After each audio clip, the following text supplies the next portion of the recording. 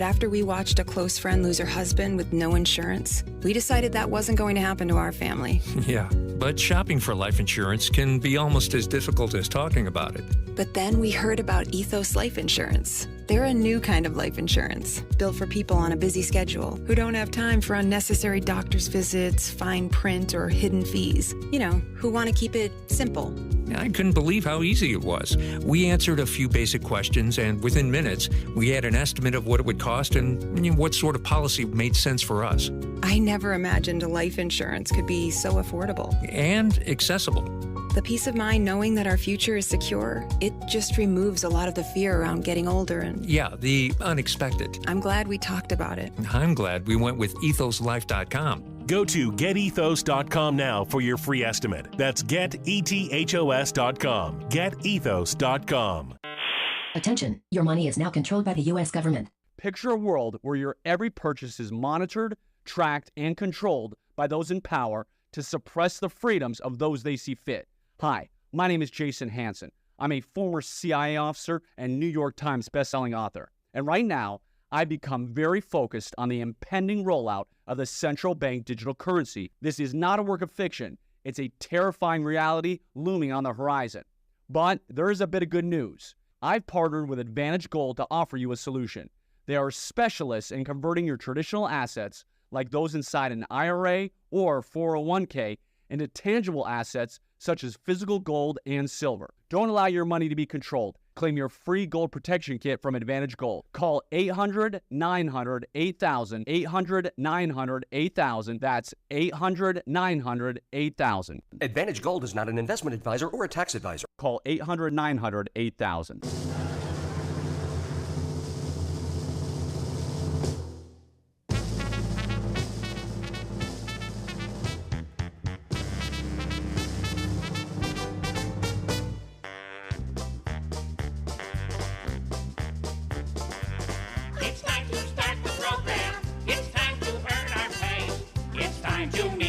On the Keeler Show today. It's time to read the news and weather. Time to figure out what to say. It's time to turn the channel of the Keeler Show today. Why do we always listen? Keeler's always in the know. It makes me want to call him and tell him where to go.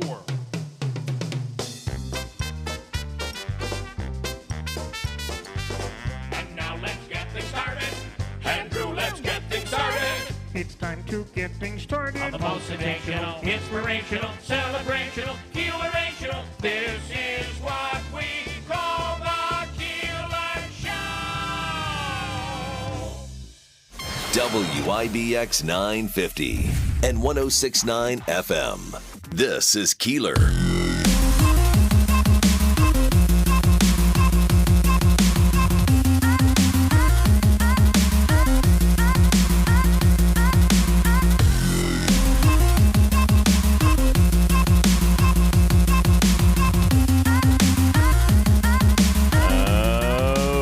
It's going to be a really nice day.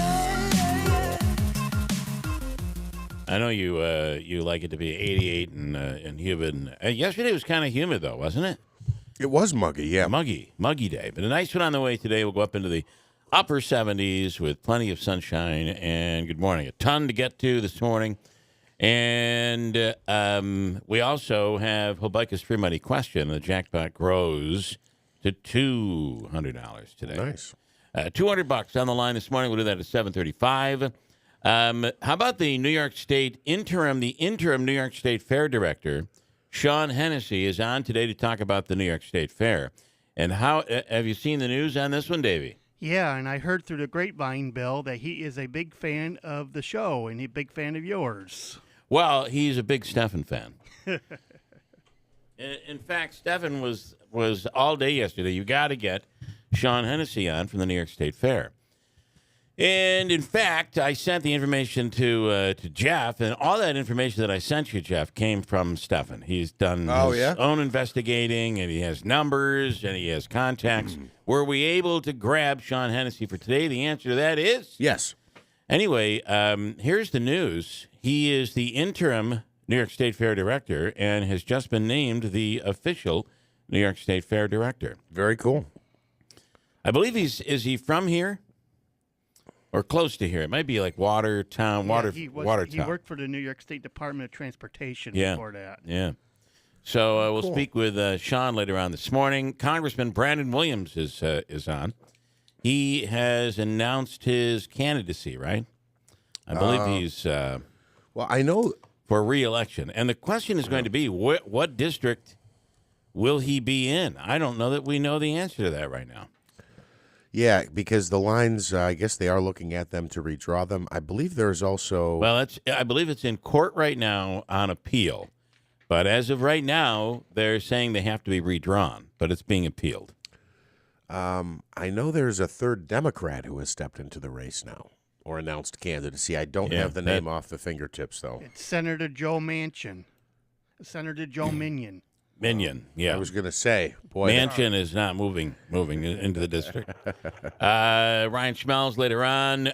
We'll speak with Brian Mazzaferro. Mazzaferro Meats and Deli reopening, and they had their big grand opening after that brutal fire. I went there yesterday. We have audio. You did. What did you get? Hard salami. Let me guess. No.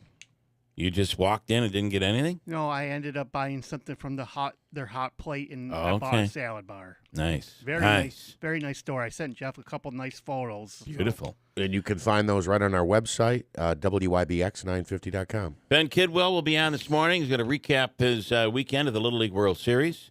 And we actually are searching for it, but we have a performance. Him performing the national anthem at the. Is the air conditioning working? It seems very muggy in here. No. At the Little League World Series, and we'll be getting to that today. By the way, Davey, if you're paying attention, do you know what today is? Today is National Tooth Fairy Day. Stop. Yeah.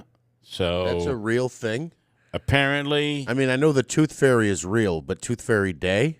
Apparently, today is National Tooth Fairy Day. How, because the Tooth Fairy comes. Everybody gets a day. Because we don't get a day. The Tooth Fairy comes when you're asleep. So, how would you be able to greet the Tooth Fairy with a, hey, I heard it's your day. That's right. Happy birthday or happy whatever day. Well, they say the Tooth Fairy knows. I have no clue maybe this is just a day for healthy teeth. It should be. Maybe they're trying to promote healthy teeth. It's a good spin. Yesterday, I don't know, I got sticky yesterday when we talked about raising some funds for this thing going on in the community that we all think was terrible. I believe we all agree. The guy has his car stolen, and then he has to pay to get his car back. I just thought that is something that needs to change ultimately. And in the meantime, the goal was for us, let's throw some money into a basket and pay for this guy to get his car back.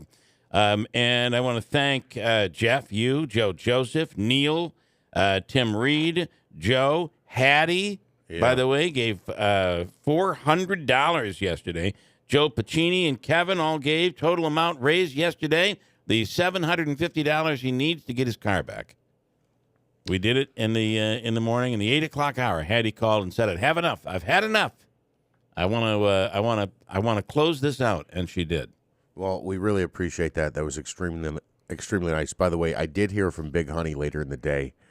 He apologized about yesterday morning, and he said this morning he's only going to have half of a gummy. Okay. Well, I got to say that if his goal was to make things interesting, he did make things interesting. There is a Buffalo Bills controversy out there right now. Are you following any of this, Davey? You're pausing. Are you following any of this? Scratching his forehead, too. No, I don't know anything about it. Yeah.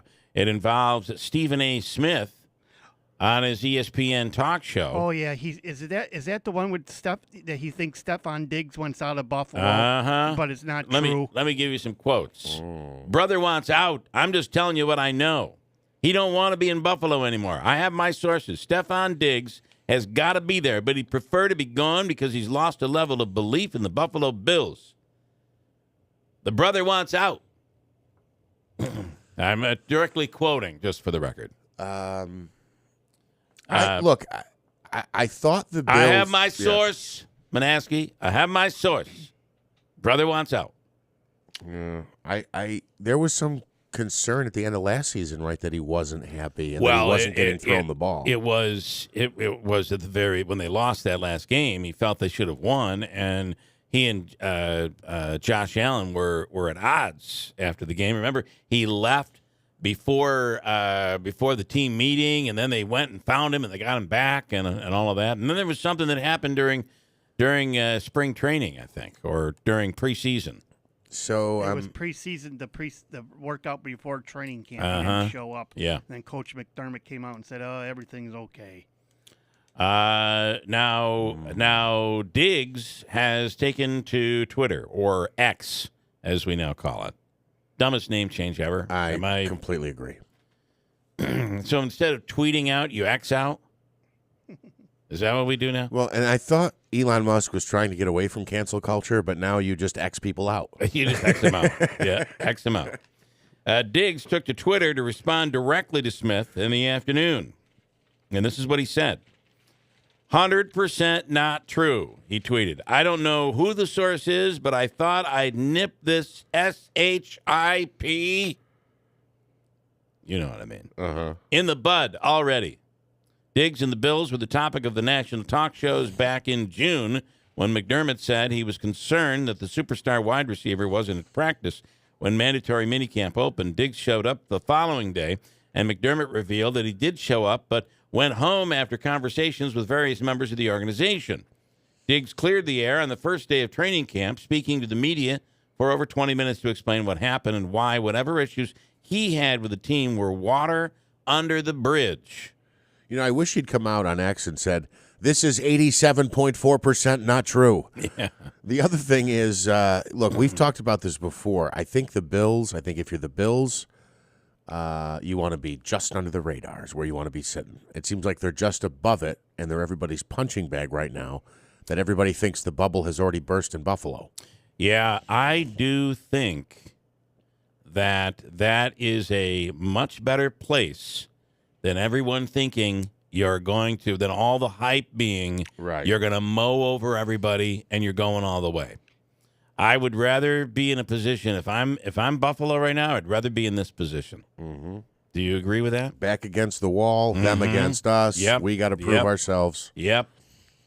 I've got more This is Diggs. I've got more football behind me than I do in front of me. He said, my main focus and my only focus is winning Super Bowls. I mean, everybody says they want a Super Bowl, but we've had legitimate chances at this thing. We've had the team. We've had the coaches. We've had everything that we needed. Diggs reaffirmed that he wanted to be in Buffalo and was all in as a member of the Bills. I feel like we're on the same page and moving forward, he said. All is well in the Mafia house, says Stefon Diggs. Now, do I think there was a point where Stephen A. Smith may have been right this season? I'll bet there was. And it was probably just before that minicamp. But somehow everybody convinced him we're all in and we're going all the way. So here's where this will get tricky, I think, is if the Bills stink it up on the field. Oh, well, yeah, no question about it. That's when things are going to get ugly. Sure. And speaking of the Mafia, imagine if they get Jonathan Taylor from the Indianapolis Colts. Because the Bills are rumored to be on one of his wish lists. Yeah. But you're going to have to pay an awful, awful price to bring him to the Buffalo. Well, there's a lot to be accomplished this year, right? There's a lot to be accomplished. Okay, what else do we have here? I thought this was kind of an interesting, weird story, if you don't mind, a little weirdness. The Washington Post is reporting that a New York City councilwoman was giving a TV interview in Brooklyn earlier in the week. And in the middle of the interview, some stranger walked up and kissed her right on the lips. Did she kiss back? She didn't know who it was, apparently. But she enjoyed it, maybe? New York City, I don't think so. Stranger kisses Brooklyn councilwoman during an interview. All right. Not the kind of love I'd expect from constituents, she said.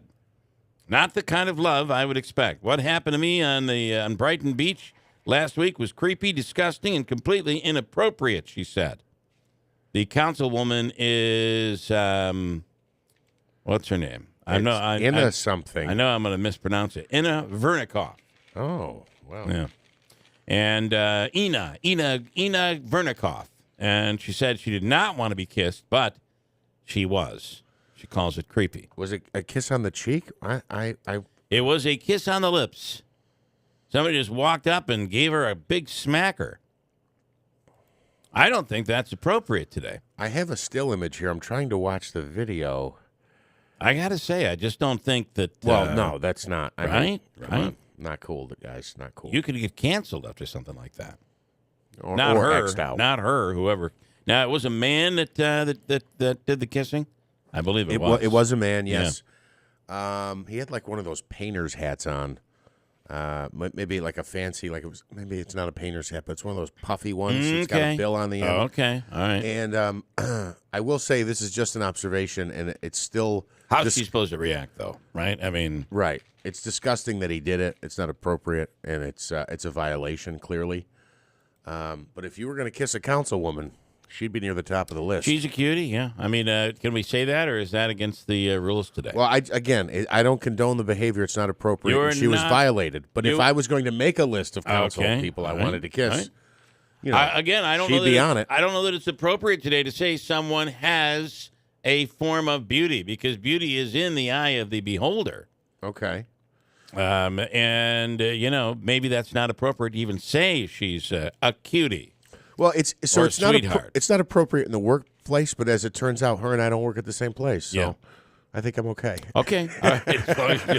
As long as it's not a coworker. Kentucky man, listen, this is a little warning as we get close to the state fair. It opens tomorrow. For those making a trip out to Syracuse, this year's state fair, a Kentucky man. This is at the Kentucky State Fair. A Kentucky man accidentally shot his girlfriend in the foot at the state fair when he lost control of his gun. Amari McClung had an unsecured handgun in his waistband, and it went off when he tried to catch it as the gun slipped out. Here are fairgoers chiming in on what they thought about the actual incident, the gun. Things happen. Guy just dropped it. Messed up her foot a little bit, but she'll probably be all right. Really? They can bring whatever they want here. Maybe like a little check-in, so like they know everybody that has one and everybody in and out, just so there's no confusion. I don't know if you realize this, but all state fairs recruit from the Kentucky State Fair to come up with their needed supply of carnies. Did you know that? No. All carnies come from Kentucky. You could hear it right there. Yeah. I'm going to get right up on there in that Ferris wheel. That is the minor leagues. It's the minor leagues of state fair carnyism. It is. They put in the work there. Earn their stripes. My favorite is the woman who sounds like the man from the South, who's trying to get you to play the dart game as you walk by. Who's that guy? Oh my God, that's a woman.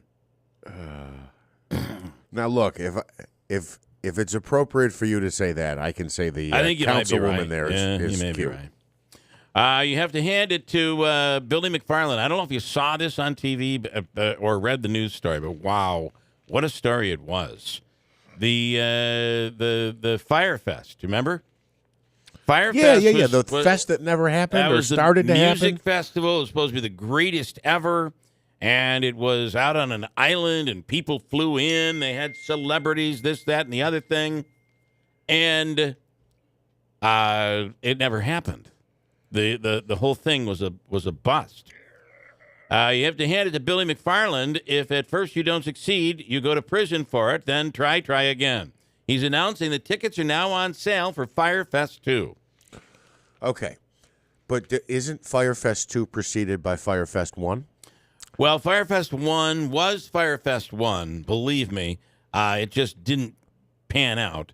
So now we're moving to 2.0. Is this like, look. I by the way, they have no venue set yet, no lineup, but they're saying it is going to be in the Caribbean, and I'm selling tickets. Because I need the money to be able to pay the acts, and if I don't sell the tickets, we can't have any acts, so I got to get going on Fire Fest 2. No lineup, no venue, but I'm selling tickets. It just seems to me like it sets up the situation where you talk to some of these folks that have run every Boilermaker. Like, I've run every single Boilermaker. Mm-hmm. Well, there's going to be some guy going, I've been to every fire festival, even the first one, when we were just camped out here with no food or water. and no music. We were just all here living in filth with each other. And there was no garbage the plumbing, collection. The garbage. It was Woodstock at its worst times 10. I mean, if you're looking for a good math equation to figure it out, Billy served 4 years of a 6-year sentence for fraud dealing with the first failed Firefest.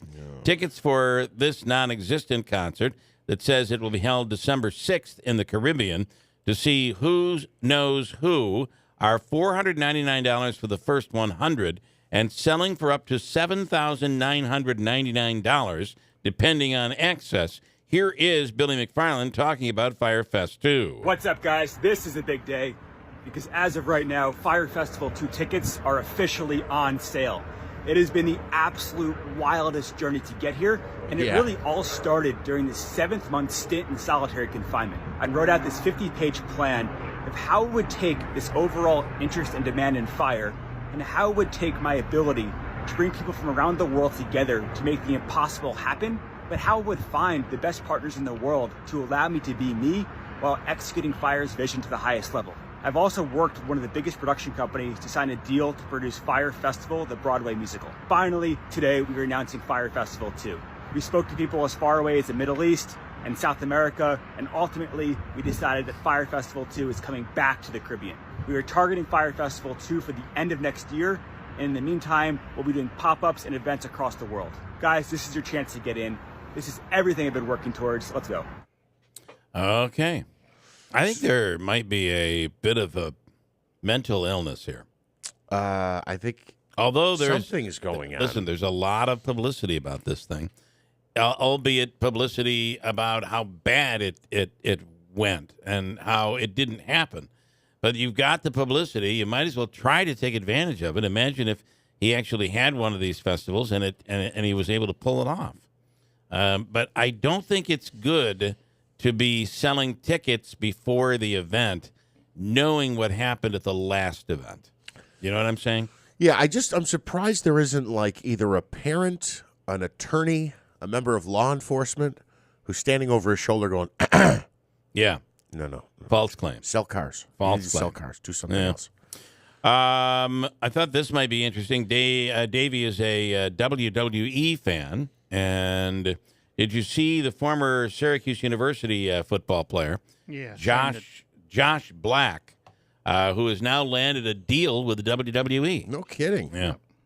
What do you know about this, Davey? I guess he's going to be starting down in their development league, which is the NXT. Okay. That's on. If he makes it, he'll be on Tuesday night. They have a development league? Yes. Oh, okay. Had no idea. Wow, that is cool. Has he ever wrestled like?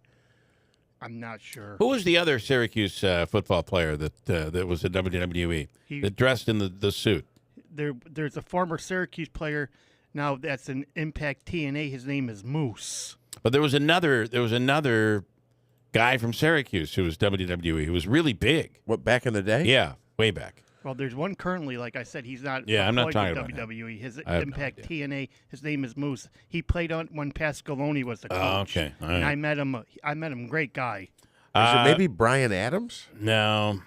That was what came up on my Google search here. Yeah, he's from Hawaii. The state health department in Texas has warned people not to. Maybe it's in Washington. Sorry, it's in Washington. They're confirming that 3 people have died after drinking milkshakes. What? Yeah. The state health department determined that milkshakes sold at a place called Frugal's in Tacoma led to 6 hospitalizations, and 3 of those people have died from listeria. That seems to be making a bit of a comeback, right?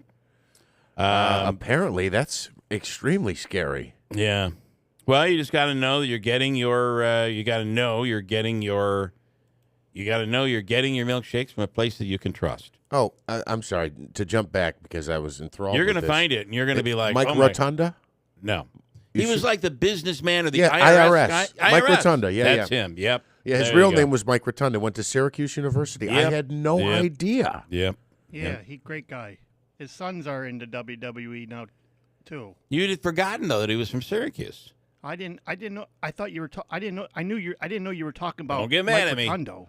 Okay. Yeah. Well, I didn't either. That's the funny part. But I knew there was a guy. He was an IRS agent supposedly, or they called him IRS. Erwin R. Shyster. Okay, that was him. His name for a while. Here's an awful story out of Mexico, New York. An Oswego County man was arrested Friday after he was accused of sexually abusing a girl under the age of 11 over 5 years. How does this go on without anybody catching this? Matthew McLean, 39, was charged with first-degree sexual misconduct against a child, a felony, and 2 counts of first-degree sexual abuse, also a felony, according to a release from New York State Police. McLean is accused of forcing sexual intercourse on a child multiple times per week between 2007 and 2012. My God. He was previously arrested last November on child porn charges, then charged with possession of a sexual performance by a child and promoting blah, blah, blah. It's just a terrible story. So, and when did the alleged assaults occur? Rapes?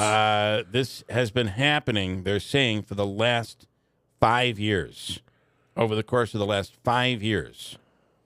Dating back to when the child was only 7 years old. I even hate reading these stories. I know. So I don't want to.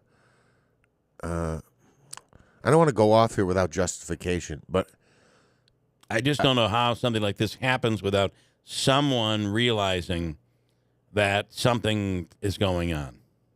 And I'm not saying anything about the child here at all.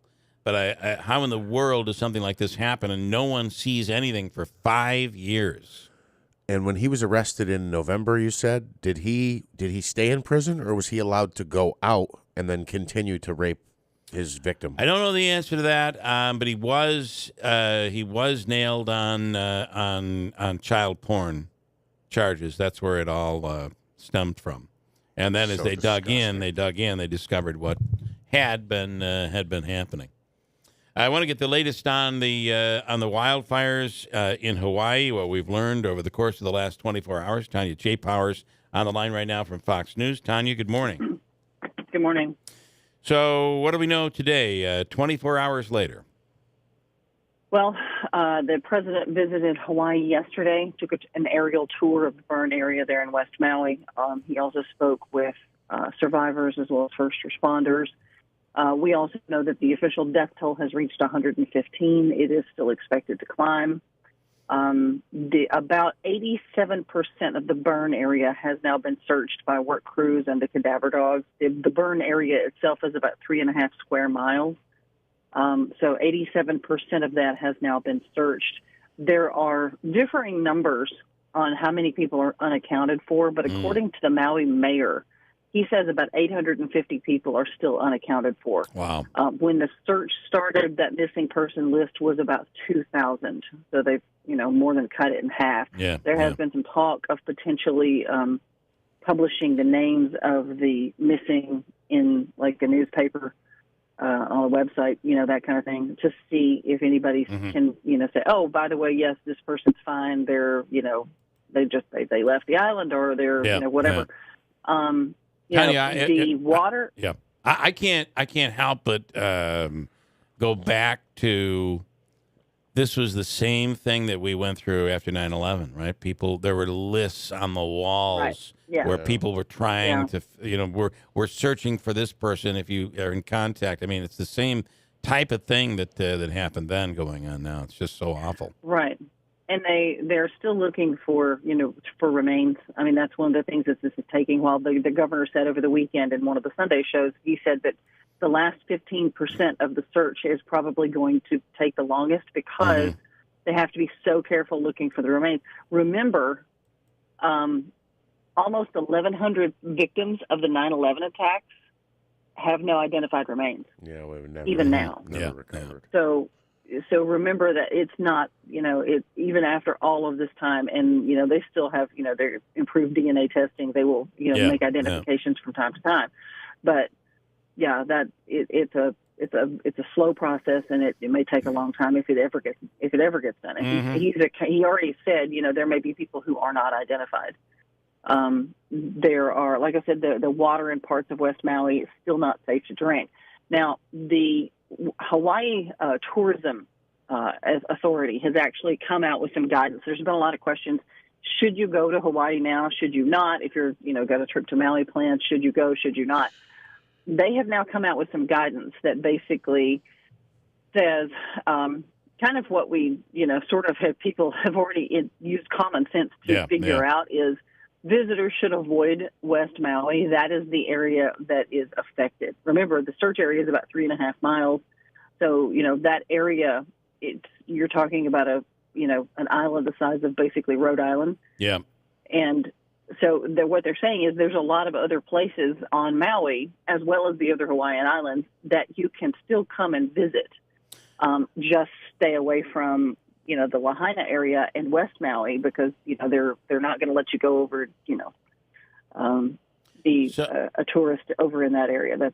So it's and just giving you. It's interesting you bring this up because I just this weekend saw pictures from people who were on Facebook and they'd gone on vacation to Maui, but they were on it would have been the other side, and they're showing photos and family pictures and that sort of thing. You wouldn't know anything happened over there.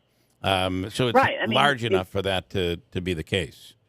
Exactly. I mean, it's a much larger place than I think people maybe realize. Yeah. And what they're basically saying is there are many other beaches and places to visit on Maui.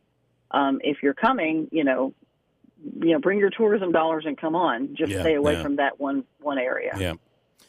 Okay. Just you're right. There's going to come a certain point where we struggle to identify, and very much like 9/11, we may never be able to identify some of those who are missing. Terrible story, Tanya. Thank you for the update.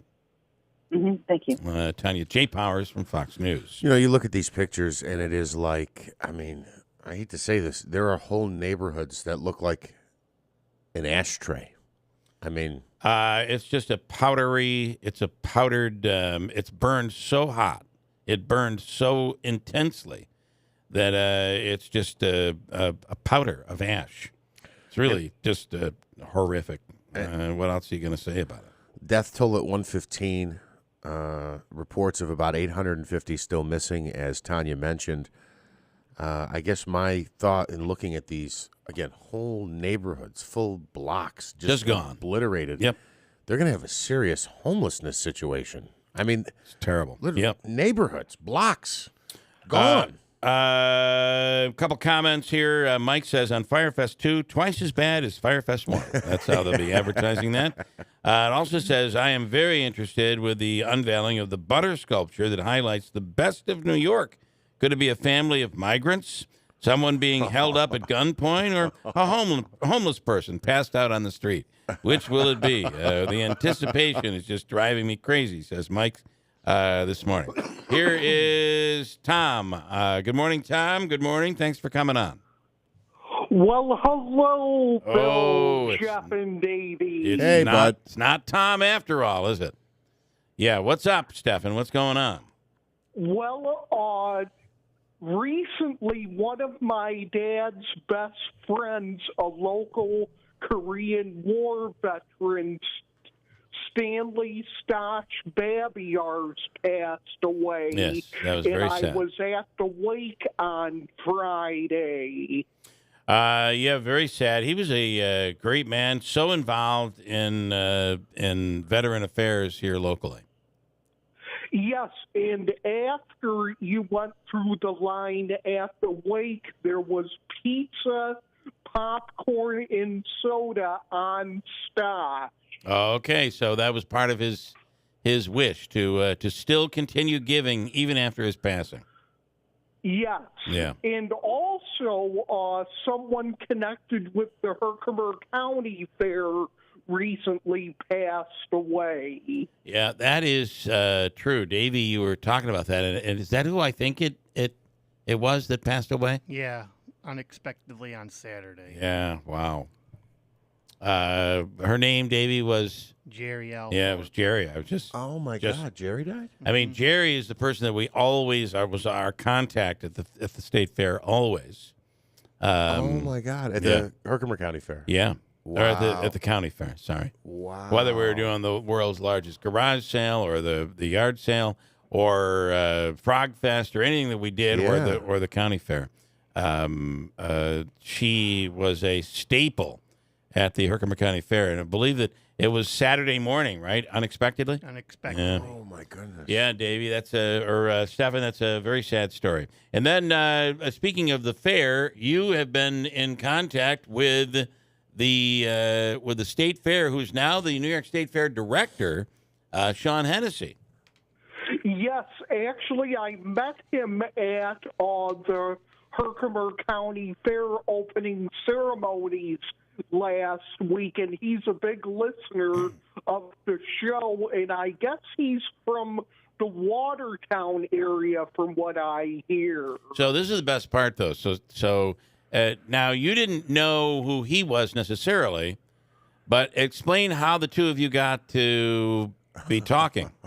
Yeah. Well, I saw the shirt he was wearing, and I asked him, I said, "Are you from the State Fair?" He says, "Yes, I'm Sean Hennessy," and he recognized my voice from calling in, and he said he loves the show here. Oh, that's awesome. That is awesome. Well, we're going to talk to him next hour, okay? Okay. All right, Stefan. Thank you. And thanks for giving us his number. We appreciate it. You're welcome. All right, have a great day. That. Great day, Stefan. So Go Mets. Hey, are you watching this, Stefan? 7 of 9. Now, I realize Richard, let's see, he's probably already ridiculing me. Already. I'm sure I haven't even still? I haven't even mentioned the Mets yet.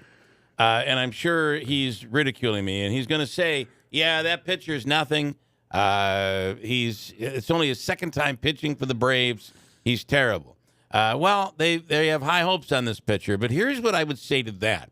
He only lasted, how many innings? 4 innings, whatever. At the end of the day, the Mets had to prevent the Braves from scoring 21 runs, right? Right. So we were able to do that and outscore them 10-4 and win the game and hold on to the win. I'm just saying. Now, does that change anything on the standings for the wild card? I think it brings us down to 6 games out now. Well, I know we gain a game on the Braves, which means we're only 22 games out of first place now. Only. But let me see here. Did the Phillies won? So we actually are 6.5 games out. Okay, all right. Well, we gained some ground. Listen, as long as we're mathematically alive, it gives you something to watch. Yeah. And it is exciting to see these players slowly beginning to come into their own, and I'm okay with that. It'll be McGill pitching tonight. There's another iffy situation. Yeah. Peterson last night, I thought he pitched rather well, and if we can keep this going, let's keep it going. Richard, we're hitting the ball right now. Richard and Larry aren't the only ones who. Everybody's going to ridicule. You got into the liquor cabinet this morning. Yeah, believe me, I did. Sal Barbero says, "Stop dreaming." Listen, we're going to a game on Sunday, and I'm just trying to make that game relevant. Let me get to Sunday and have some relevance, and after that, what happens, happens. All right? Yeah. Let me have my little pipe dream. Stefan, have a wonderful day. Okay. Okay. Have a good day, Bill. Bye. All right, man. Go Mets. And if I can just quickly follow up when he talked about Stash. We mentioned this last week, and I'll just mention it again because it was such a breathtaking sight and such a great tribute. They lined his property, his yard, with, I don't know, I'd say dozens, possibly over 100 American flags. And then I believe the New York Mills Fire Department came in with a truck, and they, hung one of those massive flags that you almost never see a flag that large unless it's like the Boilermaker. They hung that over his property as well. It was a very sad loss. Guy always had a smile on his face, was always wearing the red, white, and blue, and, again, gave a lot to this country and to this community. I want to talk at some point, I don't know how much time we're going to be able to have on this, about this effect. There is a condition out there, and it is, I'm trying to come up with the name of it. I'll get there. But we had watched a whole show about this over the weekend, and one of the main products is Febreze. Hold on, versus Febreze. How do you spell? You know that stuff that you spray to make the room smell better? How do you spell it? Febreze? Yeah. Febreeze? Wrong. It's Febreze. Okay. But there is people. It used to be Febreeze. Okay. But now they've dropped one of the E's. Well, it turns out that I'm looking for the effect. I'll find it when we talk about it on the other side. It turns out that it never was Febreeze, even though people swear by it. Oh, okay. There's a condition in our mind where we fill in blanks, and they call it a blank syndrome or something. I'll have it for you on the other side of the break. I can't look for it now. But we watched a whole thing on this, and it is quite interesting. Like, for instance, the maybe somebody has it here. The Mandela effect. Thank you, Ray. The Mandela effect. And what does it come from?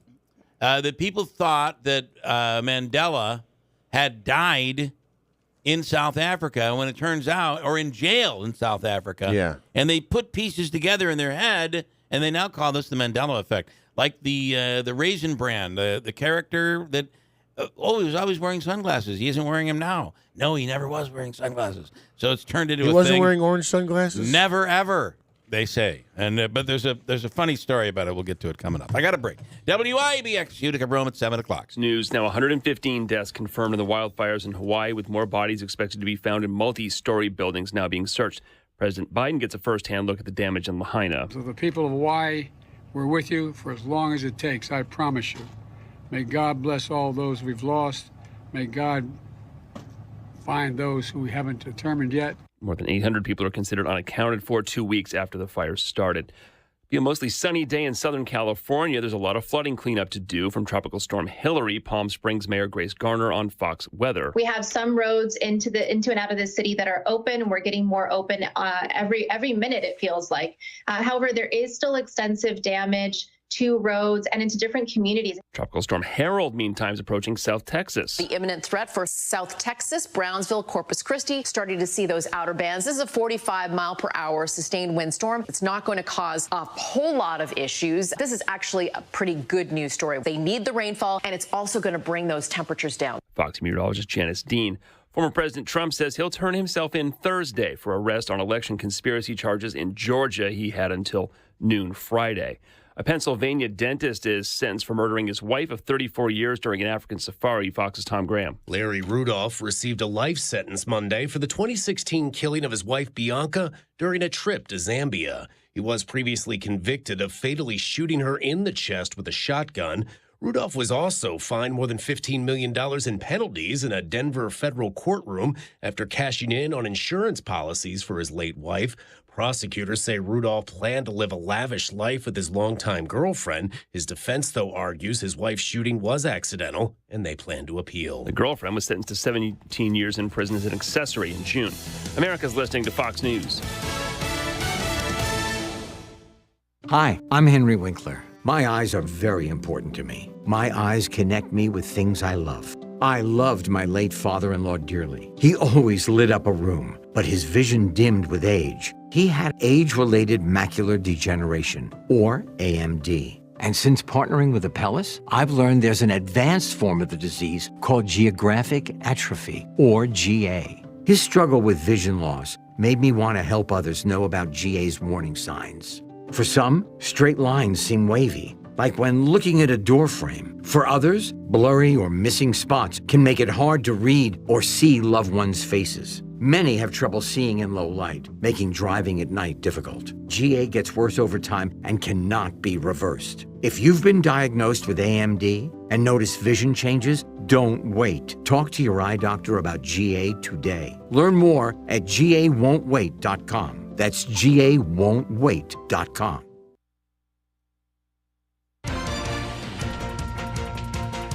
Chilly start this morning. We have cloudy skies and 56 degrees. WIBX News Time is 7:03. This news update brought to you by Cliff's Local Market.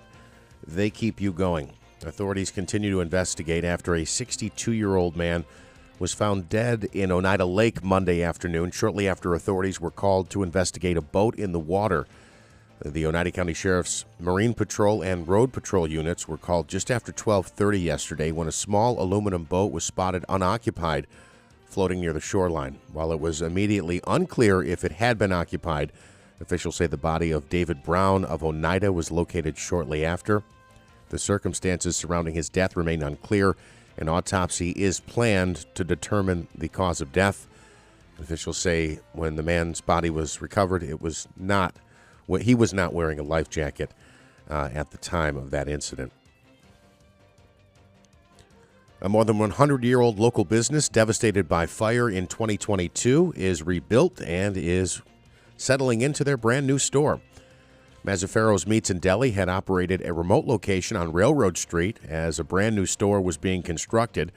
The late April fire almost 18 months ago destroyed their location in Ridge Mills, but welcomed the public and dignitaries for a ribbon-cutting ceremony yesterday morning. Our man Smitty was there, and you can find photos from inside Mazzaferro's Meats and Deli on our website at WIBX950.com. That company, by the way, dates back all the way to 1915. Micron Technology is now one step closer to building a brand new semiconductor computer chip plant in Clay.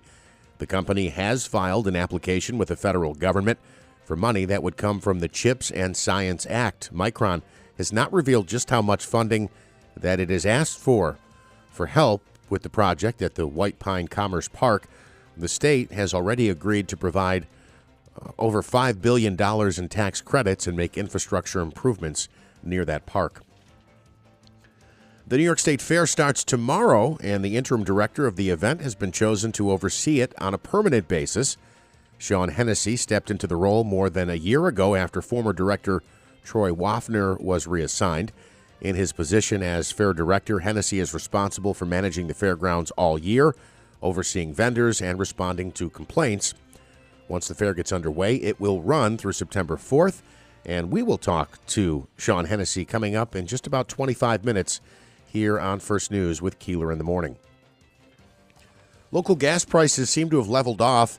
According to AAA, the average cost for a gallon of regular fuel here in the Utica-Rome market is at $3.95 this week. That is unchanged from last week, but up 20 cents over the past month. Statewide, the average is $3.92. Our neighbors in Syracuse paying an average of $3.91. WIBX News Time is 7:06. Nice day today and tomorrow before we could see some rain on Thursday. Here's what we can expect from Eyewitness News. I'm Eyewitness News Chief Meteorologist Craig Flint in the WIBX Weather Center. Today, a good deal of sunshine, comfortable, a high of 78. Tonight, mainly clear to partly cloudy, cool, lows 50 to 55. And for tomorrow, partly to mostly cloudy and mainly dry. A nice day overall if you're heading to the New York State Fair in Syracuse, a high of 75. For more on your local forecast, tune to Eyewitness News at 6 on WUTR. I'm meteorologist Craig Flint on WIBX 950 and 106.9 FM. Chilly start, cloudy skies, 56. It is 7:07. All right, from the IBEW 43 local sports desk, the Mets get another win. They've won 7 of their last 9. They beat the Braves 10-4 at Truist Park. Home runs from DJ Stewart, Rafael Ortega, and Francisco Lindor. The Mets still 8 games under 500 at 59-67. Bill, stop dreaming. I'm just telling you. The Mets continue their series with Atlanta tonight. The Yankees back in action after an off day on Monday. For the first time in 28 seasons, they have an 8-game losing streak. It's likely to change tonight as the Washington Nationals come to town. Left-hander Carlos Rodon expected to get the start for the Yankees. He's just 1-4 this season. The Yankees currently 60-64 on the year. Knicks and Raptors hitting the court, the legal court. On Monday, the Knicks sued the Toronto Raptors, members of the organization, and a former Knicks employee, whom they say illegally procured, then disclosed proprietary information.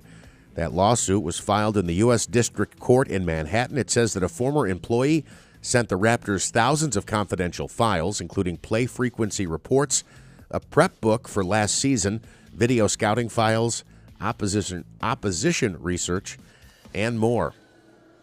Some preseason football last night. The longest active winning streak in the NFL came to an end. The Baltimore Ravens had won 24 straight games. They lost last night, though, to the Washington Commanders 29-28. Joey Sly kicked a 49-yard field goal with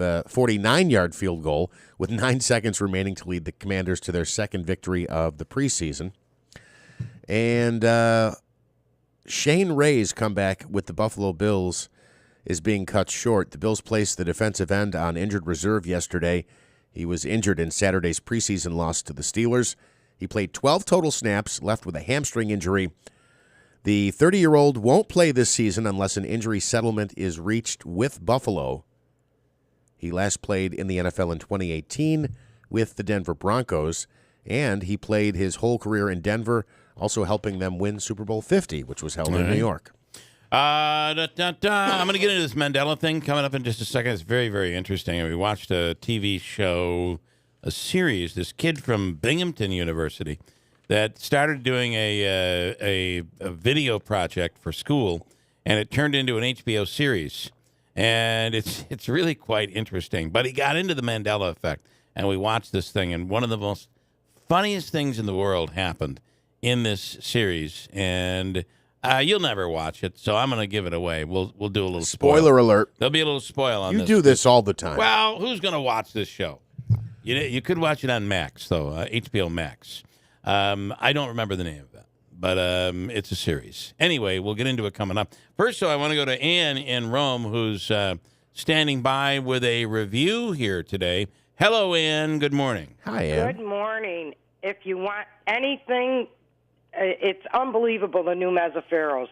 If you have a student that comes home on the weekends, you want to bring something for them to take back home, take back to their dorm, they've got prepared foods, anything you want. They've got macaroni with sauce and meatballs, sauce by itself, meatballs, any kind of salad that you want. And their pasta salad, I purchased one yesterday, and a lot of them, they say they have meat in them, and you got to dig around for it. There are chunks of meat and peppers out of this world. I'm telling you, delicious. Hey, Davey, what did you have yesterday? You said you got some of their packaged stuff. I bought the salad bar yesterday. Well, the salad bar. But didn't you do something else, too? And I bought one of their baked ziti's. Oh, nice. Yeah, and they got like a buffet. You go in during the day and you serve yourself, right? I like that, yeah.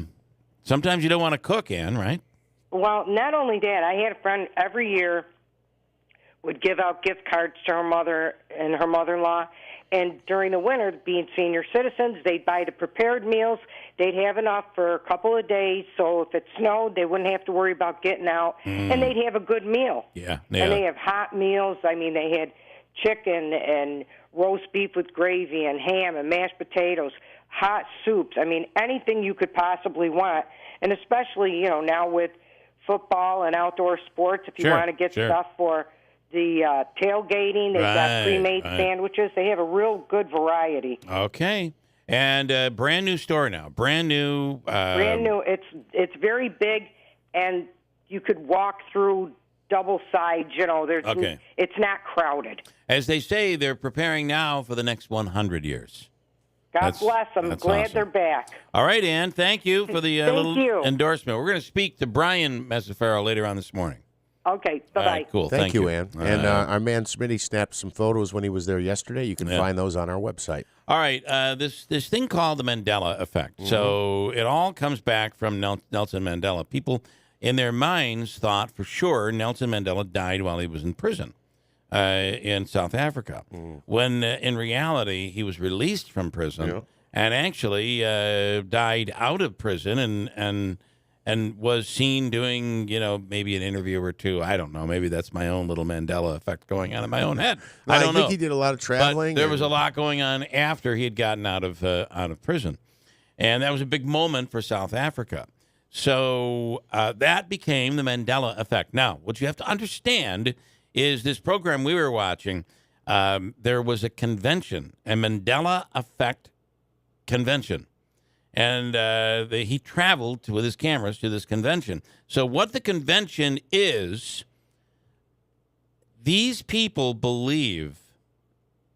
Now, you're getting the Mandela effect, right? You understand? For instance, Kit Kat. The Kit Kat bars always had a dash, Kit-Kat. If you remember looking at the Kit Kat bar, there was always a dash there. Okay. But now there isn't a dash. Why'd they get rid of the dash? What's going on here? And then when you ask Kit Kat, they'll say there never was a dash. That is the Mandela effect. So your mind has filled it in. No, there was. I remember it. I saw it. I know it was there. Yeah. But now it isn't. Another example, Luke, I am your father. Never happened. Never was said. Yes, it was. I remember seeing it. I was in the movie theater. I saw it. I heard it happen. But it never did. It says, the line actually is, no, I am your father. Correct. That's the real line. But what the Mandela effect people believe is that it is an alternate universe. We're living in an alternate universe, and these are little messages that the previous universe is sending to ours that they exist. See what I'm saying? Cuckoo. Yeah, that's what these people believe.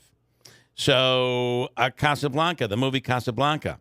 Remember when Ingrid Bergman said, "Play it again, Sam"? She never said that. They're saying the movie people will tell you never happened. She said, "Play it once, Sam, for old time's sake." Now, when you watch the movie today, that's what it says, and they say she never ever said, "Play it again, Sam." But people will say, in an alternate universe, that's exactly what was said. Oh, boy. Yeah, these people have gone down that rabbit hole. Ed McMahon. Remember when Ed McMahon used to work for and pitch for American Family Publishers? Or Publishers Clearinghouse? Yes. He never worked for Publishers Clearinghouse. It was American Family Publishers. And people will say, I remember him handing checks out. Don't you remember seeing the video of him handing? He never, ever handed a check out. But he did in an alternate universe. That's what the Mandela effect is. Well, wait a minute. He didn't do it He did it for American Family Publishers. Yeah. He was their spokesperson, but he never went to the door and handed out checks. Okay. People say, I remember he went to the door and handed out checks. I just think people's minds are they don't remember things. It's this meshing that comes together. So you see him, you know about this sweepstakes, you see somebody at the door, and the footage is playing with his voiceover. He's explaining what it is. Correct. You marry them together. You fill in what really I think does happen is the human mind fills in the blanks. Yes. And it's quite interesting. Mike, you know what we're talking about here. Mike and Skyler, good morning. It's another thing. And remember Gone with the Wind? Remember Gone with the Wind? Yeah. Well, a lot of people think that the phrase is frankly Scarlet, I don't give a damn. It's frankly my dear, right? It's frankly my dear. But frankly my dear, I don't give a damn. Yeah. Yep, but when you watch the movie, it's interesting like that. Yeah. And I knew about that. I believe. I remember that too. I believe what he really said was, frankly, my dear, I don't give a crap. Remember that? I think that's what he said. In another universe, that's how he said. I believe he said, I don't give a bleep. They bleeped it out. I think you're right. You may be right. We just saw that too. It was at the cinema. We actually they do the flashback cinema. Oh, that's really cool. So I'll quiz you on this. Is it Cheez-Its, ITZ, or is it a box of Cheez-It? IT. I'm sorry, I lost you. It's Cheez-Its. Cheez-Its or what? Cheez-It, right? Cheez-It or Cheez-Its? Cheez-It. It's actually, I don't know. I think it's it. I don't think there's an S. It's it. There's no Z. It's Cheez-It. Well, it used to be Cheez-Its. I remember. I know it was. It used to be. That's the Mandela before effect. Biden got elected. That's right. Since then, everything changed everything. We're forgetting everything. We can't remember a thing. Here's a good one. On the logo of Fruit of the Loom. Can you imagine an alternate universe sending us messages like this? Why don't you just write on the logo, we're here. We're here. It's an alternate universe. Instead, we're going to be sending you clues that are so small and tiny that that there's no one that's ever going to figure this out. Damn, they missed the dash on the Kit Kat. This is the logic that doesn't make any sense when these people go down these rabbit holes. But fruit of the loom, the logo. There's fruit, right? There's on the grapes logo. for sure. Grapes for sure. A cornucopia. There's a cornucopia. There's an apple. An apple, some grapes. A banana. A banana, and the cornucopia. But yeah, when I remember those old commercials. They're all dressed in those. That's right. Fruits. Yes, Yeah. but the controversy is, was there a cornucopia? And the answer is, if you look at the logo here, it looks perfect. Yeah, it's Fruit of the Loom. But there was never a cornucopia, if you look at the logo. Hey, and one more thing I wanted to ask you. Did you know, I was looking, I have to DJ a wedding next month, and I was looking up some songs. The Dixie Chicks, they no longer go by the Dixie Chicks anymore. Did you know that? Oh, yeah. Yeah, they changed it. The Chicks. The They're Chicks. called the Chicks. Yeah, and they changed it because over the Confederacy and all that crap.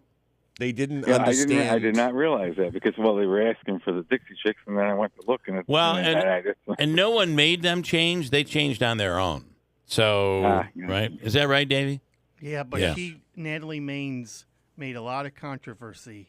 Yes, I a get couple it. years ago. Well, people are like, Oh, you yeah. can't change your name.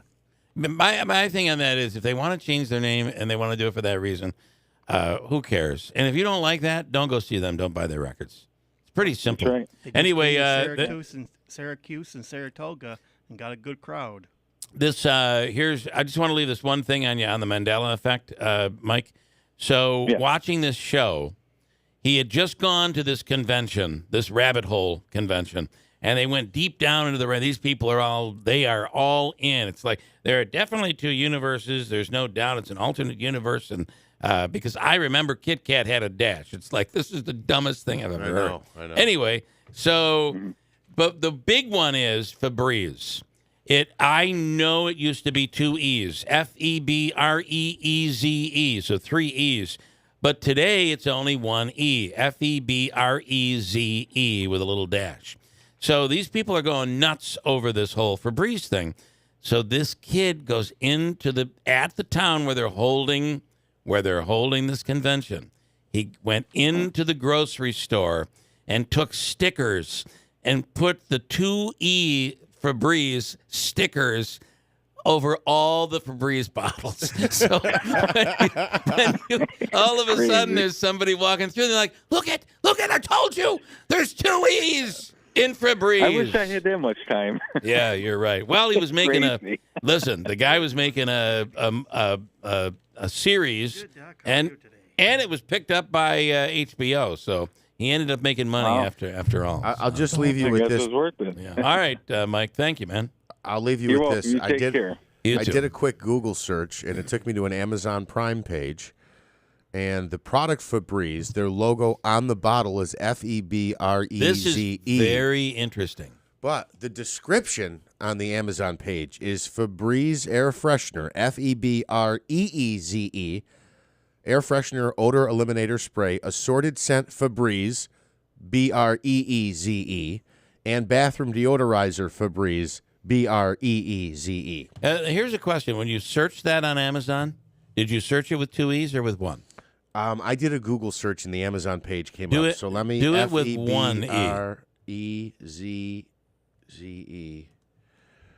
So you're doing one E or two? Just one. Yeah. I wonder if Amazon does it both ways because people misspell it. Well, you know what I think it was? I think it's a second-hand retail type thing. And they so I got- they think the spelled it wrong. description was put Yeah. in because when I searched it with EZE, Yeah. there are multiple, dozens that come up with just EZE. Yeah. Well, anyway, one of the dumb things out there that grab our attention. It's pretty interesting. Right now, the Steve Ponte Mazda Move to Mazda sales event is going on. It is back, and here we go, moving through into fall. Before you know it, the 2024s are going to be coming. So right now, you can get 2.9% APR financing up to 36 months. Hi, stand by. There you go. Up to 36 months on new 2023 Mazda CX-30s, CX-5s, and CX-50s. Enjoy 0% APR financing up to 36 months on new 2023 Mazda CX-9s. It is the Move to Mazda sales event, and Ricky Z says, come on down. You're the next contestant on. We treat you really, really well, and it's a different car buying experience. It's Steve Pani Mazda, first place nationally in customer satisfaction. Steve Pani Mazda, Commercial Drive in Yorkville. I just want you to know Chuck Lester just sent me a message. He says there is such thing as an alternate universe, and in it, you're 6'2", 185 pounds with a full head of hair. Yeah, that's right. Watching the Mets win the World Series. Every year. Yeah, every year. Thank you, Chuck. That was awesome. Daylight Donuts in New Hartford. Chuck Sedella at Daylight is hiring. They're looking for an assistant baker and some other spots over there. You can go ask about employment at Daylight Donuts in the village of New Hartford. Great place to work. They take care of their employees, and the customers love the employees as well.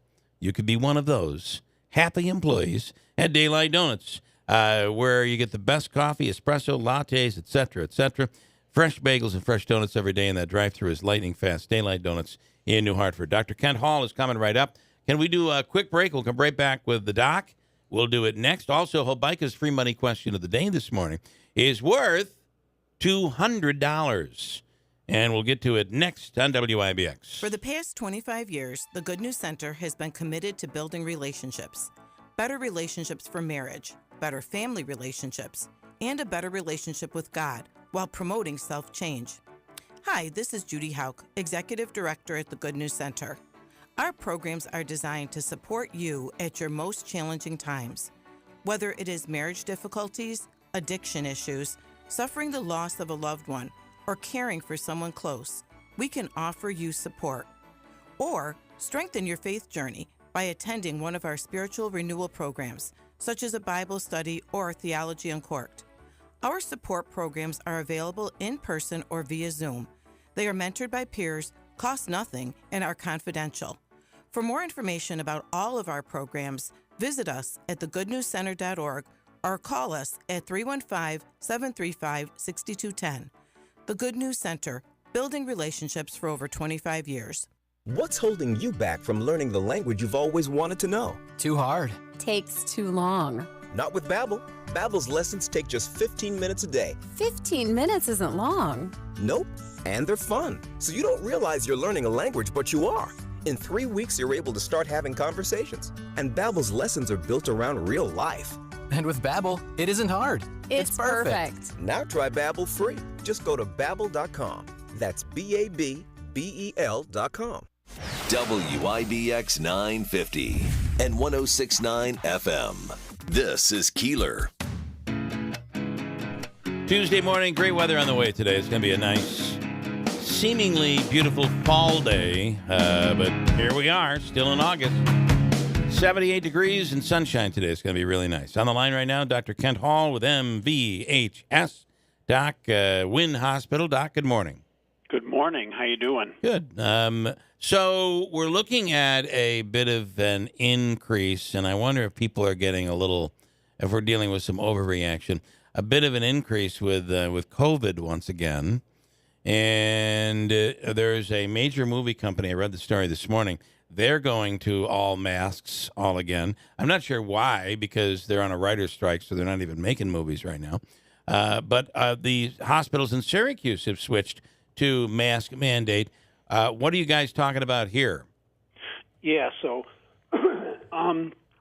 specific to the hospitals in Syracuse, I actually reached out to my colleagues over there to find out what was going on, and they have seen both an increase in the number of patients that are being admitted with COVID, and also a significant increase in the number of staff that are out because they're infected with COVID. Those are the two main drivers, and it was what they described as a significant increase over a short period of time. Okay. So the total numbers are not terrible, but because of the trajectory that it was taking, they felt that it was reasonable to see if they could tamp down the increase, and that's why they went to the masking. The expectation is that I shouldn't say the expectation. What they're planning on doing is doing a reassessment about 3 weeks after they instituted it, which was last week. That is basically 2 incubation periods to see if they have had an impact on it. Okay. So we've been looking at the same numbers here in the Mohawk Valley Health System, and we have not seen that kind of a change in trajectory. And because of that, we do not at this time have any plans on going to masking. However, we are watching it closely, obviously. I believe that these are kind of episodic or regional or local changes, and I think it's reasonable that health systems, when they are seeing changes, that they do whatever they can to try to tamp that down, especially in a time when health systems across the country are really stressed from a staffing standpoint. If they start to have staff that go out with COVID, then that just magnifies that significantly. I was reading about a new COVID variant with what they're saying unique mutations, and I believe this is overseas. So they're saying right now, similar to what you talked about here, in terms of looking at a 2 or 3 week period, they are looking. They're waiting to see if they're saying if we're still talking about this in 3 weeks and it has spread, it will be a viable strain of COVID. What are your thoughts on it? And this is not yet. I don't believe this is yet in the United States. So I think what you're talking about is the B286 variant. Yes. And actually, it has been found in some people in Michigan, as well as in Israel, Sweden, and the UK. And possibly others now. That information is, I think, 2 days old. So it is one because there are a number of, I think it's 26, but don't hold me to that specific number, of mutations around the spike protein, which appears to make it much more transmissible.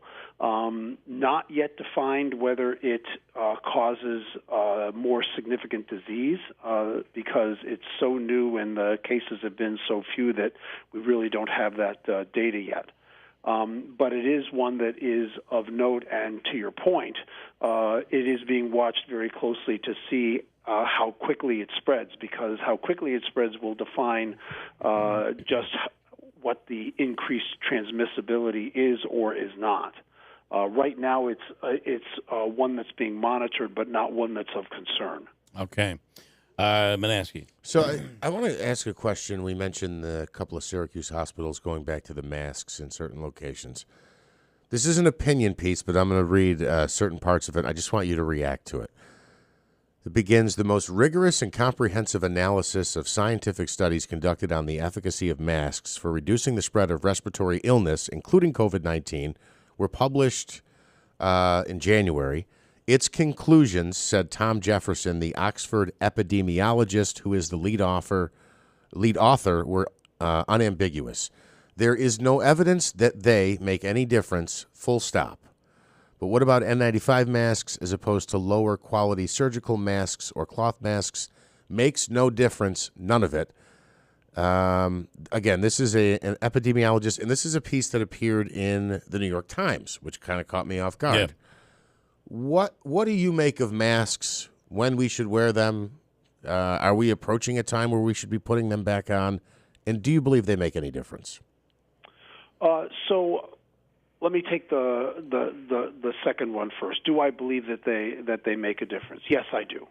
I can't speak to the specifics of the study that is being quoted because honestly I didn't read it. I would say that it is it's probably an amalgamation of a number of studies, and what you have to do is look not only at the conclusions of that study, but the individual studies that were included that would say, yes, they do make a difference, or no, they don't. But I will tell you that, there is good scientific evidence or good evidence, good physical evidence that wearing a mask decreases the number of droplets that you expel, the mask wearer expels. So does it decrease it to zero? No, it does not. Does wearing an N95 decrease it to zero? No, it does not. But it significantly decreases it. I would also say that if I'm having surgery and you've opened me up, although do we do that as much anymore? I guess we don't. But if you're going to be opening me up in any way, I would prefer to have the surgeons and the nurses wearing a mask. Yeah, well, there is... Right? There is that visual. Please wear that. Like, yeah. Really? You just want them, speaking over your open belly or whatever. Right. Is that mayonnaise in your beard, Doc? No, I'm just kidding. Go ahead. So that's what I would say about that particular study and do masks work? Now, the first part of your question, which I'm now blocking on, so can you ask it again? I'm sorry. Was it? Boy, it was. Are we approaching a point? It says 700 cases reported in New York City mid-month, but they feel like there's a lot of cases not being reported. Do you think we're approaching any type of a neighborhood where we're going to go back to mask mandates, or is this just for medical facilities when they feel it's necessary when people are coming in? Yeah. So right now, I do not see a mask mandate on the horizon. Could it be over the horizon? I suppose if that's possible, but I would be very surprised for a couple reasons. Number one, if you recall, the first variant and then the Delta variant, which was the second variant, caused very severe disease. In part because it was a brand new virus that nobody's immune system had ever seen before, and so it just ran rampant. And in part because it actually caused severe disease. As the variants have evolved, we get to Omicron and then we get to the Omicron subvariant. Yeah. The transmissibility increases, but the severity of the disease decreases.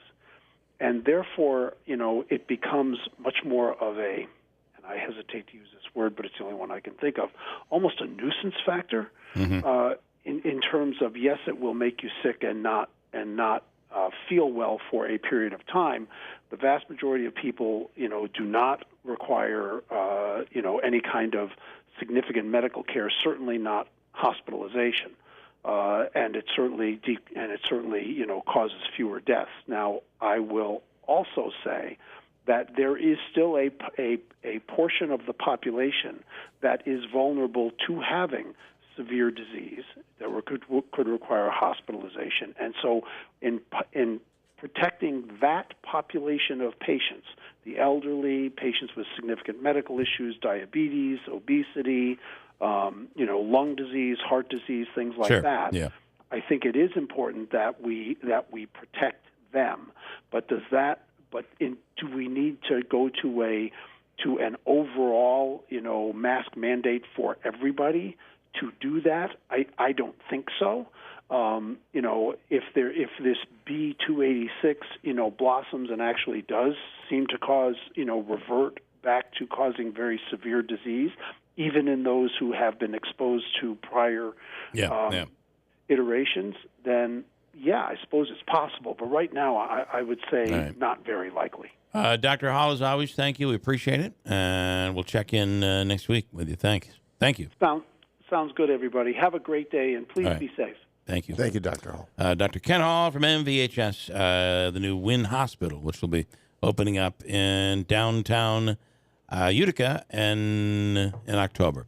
All right, let's bring on, can I keep going for a second here? Go right ahead. Let's bring on Sean Hennessy. He is the interim New York State. Hold on. Where's my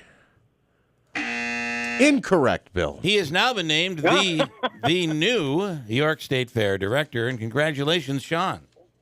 Oh, that was really nice. Thank you so much, guys. I tell you what, it's a real honor to be on your show.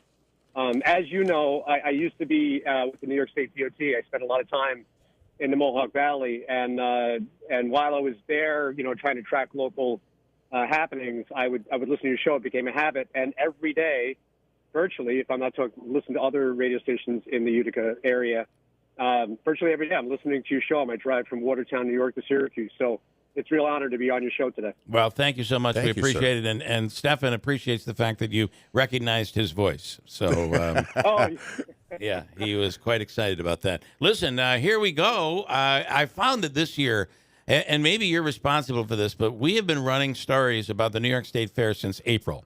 Yeah. It's unbelievable how much pre-promotion the State Fair has gotten this year.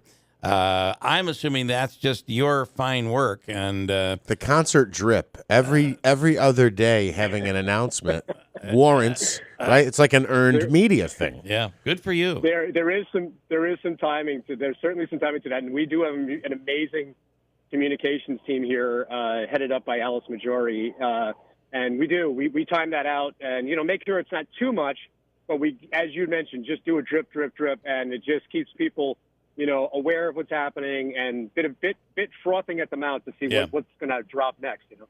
Well, everything from the butter sculpture to all the free shows and everything else, and the food, of course, is such a big deal.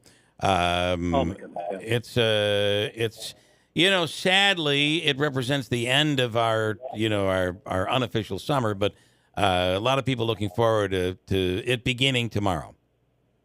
Yeah, it's going to be a huge celebration of New York State. We have 48 national touring acts.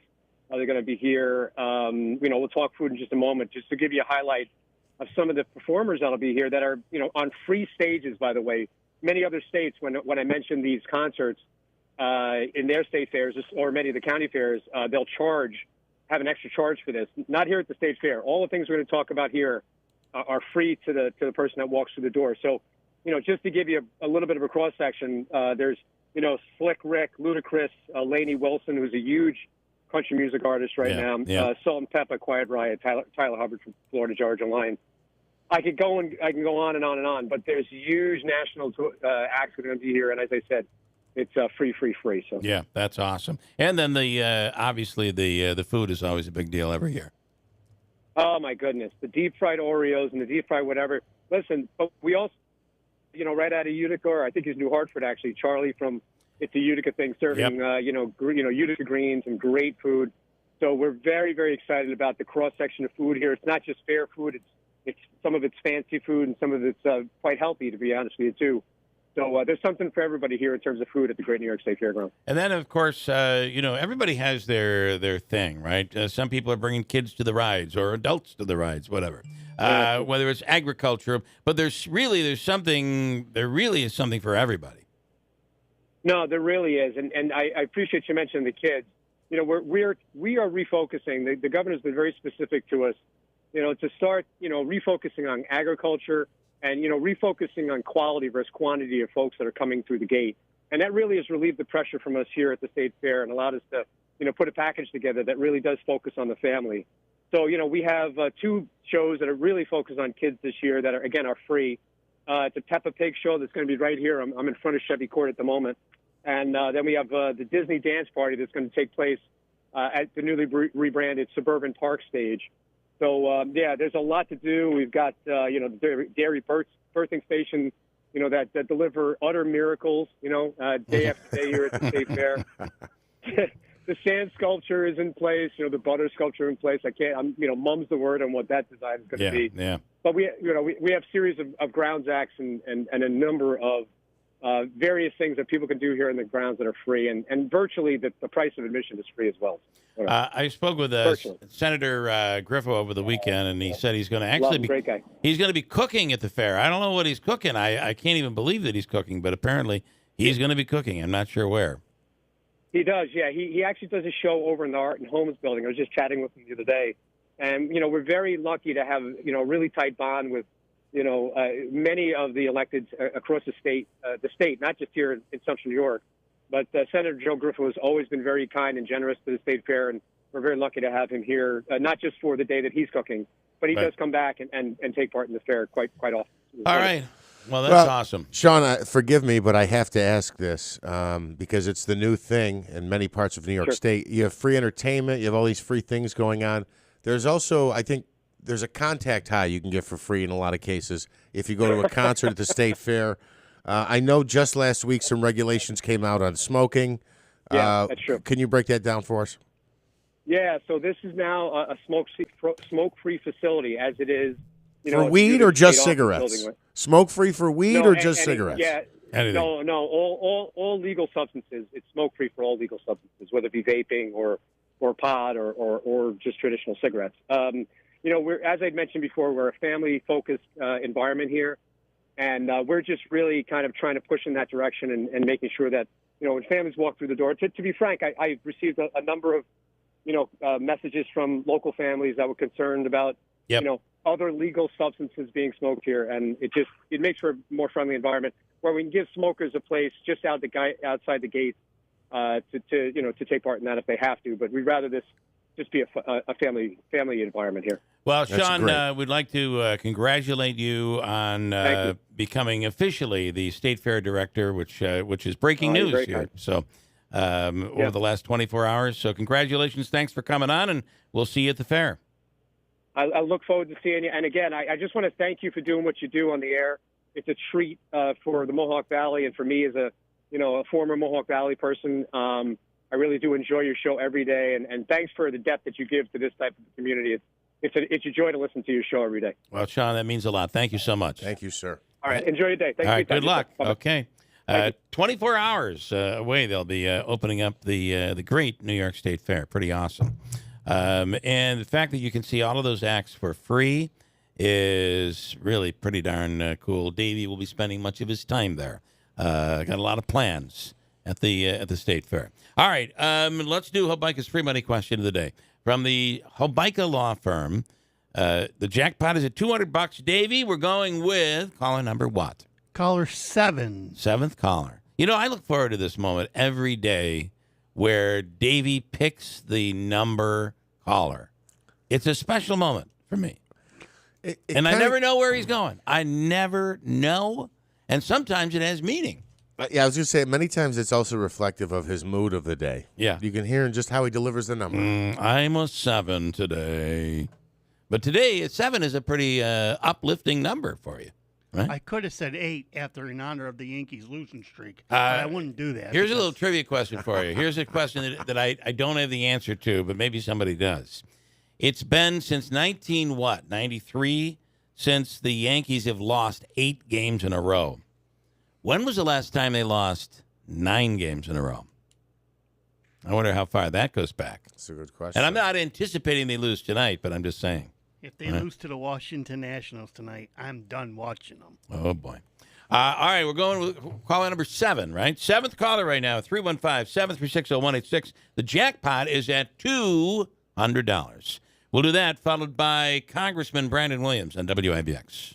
Cliff's Local Market is now hiring. As a locally owned growing family business, there's a lot of opportunity for me to progress in my career here. And it feels like I'm a part of a big family. I'm so glad I joined the Cliffs team. The benefits are great too. I can even get dental and vision as a part-time employee. But I really like the employee meal discount.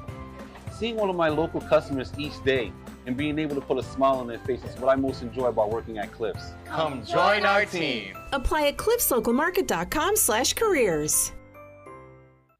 Attorney Joe Cordell. Business owners and professionals face special challenges in divorce court. In addition to everything else going on, they have to contend with allegations that they are earning more than they are, coupled with claims on their business or practice itself. Clients with assets depend on their divorce lawyer's skills in these matters, and that's why it's so important to hire someone that has those skills. Online at CordellCordell.com. 518-554-0000. 100 Great Oaks Boulevard, Suite 110, Albany, New York, 12203. Did you know you can get your prescriptions for less at your local pharmacy? You can with GoodRx. It's the free app that can save you money on your medications. Just search for your prescription, choose the pharmacy and the price that works best for you, and then show your GoodRx coupon to your pharmacist at the drop-off counter. GoodRx works at over 70,000 pharmacies, including Walmart, Rite Aid, and Walgreens, and it works whether you have insurance or not. It's easy to save. Next time you drop off your prescription, check GoodRx. To start saving today, go to GoodRx.com. GoodRx is not insurance. Finding great candidates to hire can be like, well, trying to find a needle in a haystack, but not with ZipRecruiter. Its powerful technology actively finds and invites qualified candidates to apply to your job. So while other companies might deliver a lot of hay, ZipRecruiter finds you the needle in the haystack. See why 4 out of 5 employers who post a job on ZipRecruiter get a quality candidate within the first day. Try ZipRecruiter for free at ZipRecruiter.com/free. That's ZipRecruiter.com/free. The Dell Technologies Back to School event is on with deals on top tech for class, hobbies, and more. Now, when you buy, you support a cause. With every eligible purchase, Dell will donate to UNICEF in support of GIGA, a UNICEF ITU global initiative to connect schools across the globe to the internet. Accidental damage protection included. Get rare deals on select laptops and desktops powered by the latest Intel Core processors. Save now at Dell.com/deals. UNICEF does not endorse any company, brand, product, or service. WIBX 950 and 106.9 FM. This is Keeler. What is that? Is that who's in Bridgewater? Who do you have there, Davey? Chris. It's the free money winner. Chris. Too. And for some reason, that font has gotten all large on there. I can't read any of it. Yeah. Craziness. Crazy world we live in. Hello, Chris. Good morning. Morning, Bill. We're going to take a shot at winning the free money question of the day from the Hobeika Law Firm, Joseph and Andrew Hobeika. And for all of your legal needs, call today, 315-724-1600, the Hobeika Law Firm. All right, Chris, are you ready? Here is your question. You'll have 7 seconds to answer. Get that answer in. If you have to guess. But we're talking about $200 is the jackpot. You ready? Okay. All right. Yes, sir. Here we go. Pepperidge Farm's goldfish. Love them. One of my favorite snacks. Other than a farm, what is a pepperidge? Ready, go. Landmark. Is it a landmark? I think that's a good guess.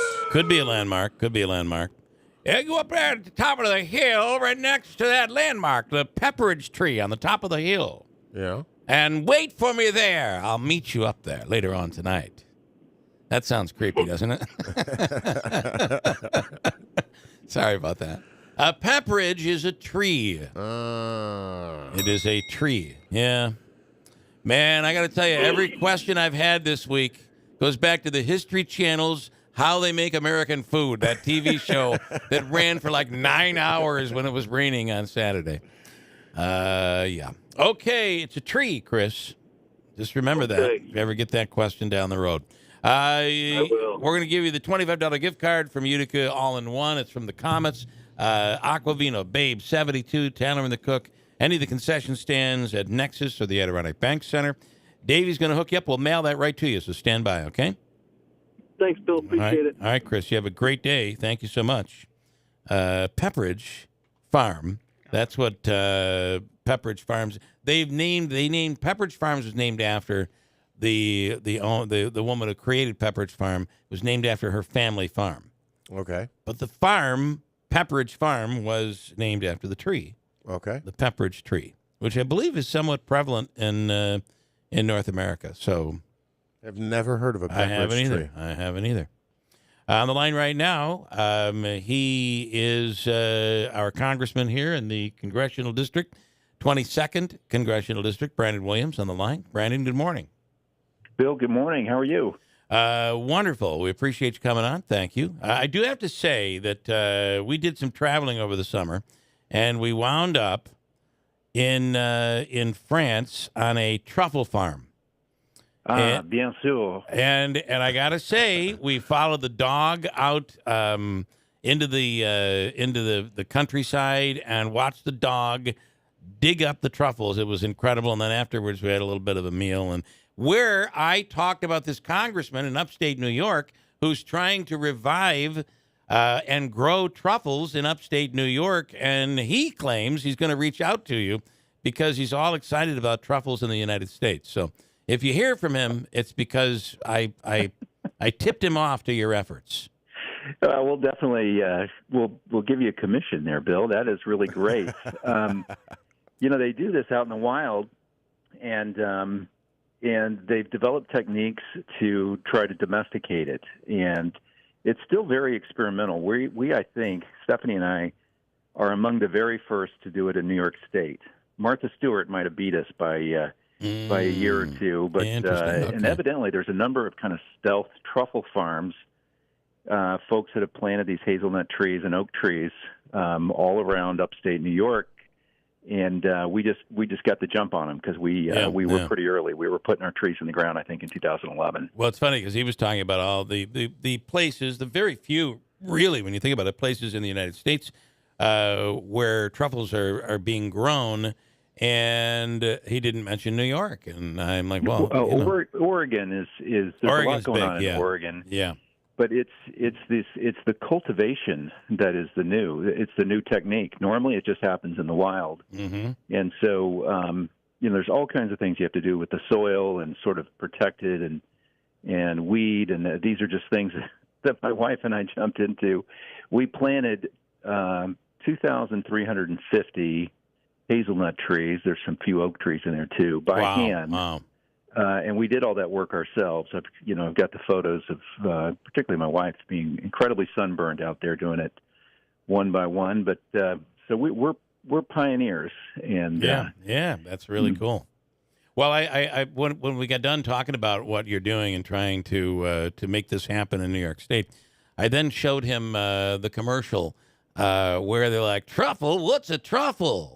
If you remember attack ads? the attack commercial. How did that translate? Well, everybody got a good laugh out of that. So as we sat there eating truffles, so it was a pretty cool moment. But if you hear from them from overseas, it's because of us. So all right, you bet. Well, if they come visit, we'll have you out, Bill. That'd be fun. Fair enough. Reunion. Fair enough. I love it. All right. So where are we right now on the congressional districts? Are we redrawing them? Are we not? It looks like it's in court and on appeal, but I have a feeling we're leaning in the direction of these districts are going to be redrawn all over again. Bill, I think, as you know, I have no experience in politics prior to running for this office. Yeah. And so how Albany actually works, I really don't know. And what's more important is I don't really want to know how Albany works. I'm well on my way to getting a PhD in how Washington works, and I'm learning very quickly, and it's very eye-opening. But Albany is an entirely different beast. The Republican committee, the state Republican committee has put together a really good legal defense that this is just simply against our Constitution here in New York State. And it's nothing more than a manipulation of the political system and our legal system to try to get power. And that really, the question is, do we want to live in a state like that? Do we want New York State to become even more political? Is there anything that we can count on, where we have a sense of law and justice, and that we're going to follow our own Constitution? That's really what's at stake. I do think that if you look at this 22nd, it is drawn up in a way. If I had my way, I wish it would include Herkimer County because it's really part of our metro. Sure, the whole Mohawk Valley. That makes sense. Right. But I think it is a pretty well-drawn district that has plenty of Democrats and plenty of Republicans and plenty of blanks. It seems like this one they got right. Am I wrong with that? It's very competitive, and I think that's what you want. Right. Is you want competitive seats so that people have to actually be responsive to the voters. I think a lot of the hyper-partisanship that we see in Washington, D.C. is precisely because of gerrymandering, where you have, just think of the word reliably blue or reliably red. If it's reliably red and reliably blue, that doesn't seem to, promote dialogue, promote solutions. That seems to promote partisanship. And we've got way too much of that in the country. So I hope New York State actually holds with the lines that the special master drew up. They were intentionally fair, which is why everybody, isn't happy. So the fact that Albany's up in arms should tell us that they did a good job. If I could ask you about your surgery, and there was an infection afterwards, what you went through, could we talk about that? Sure, yeah.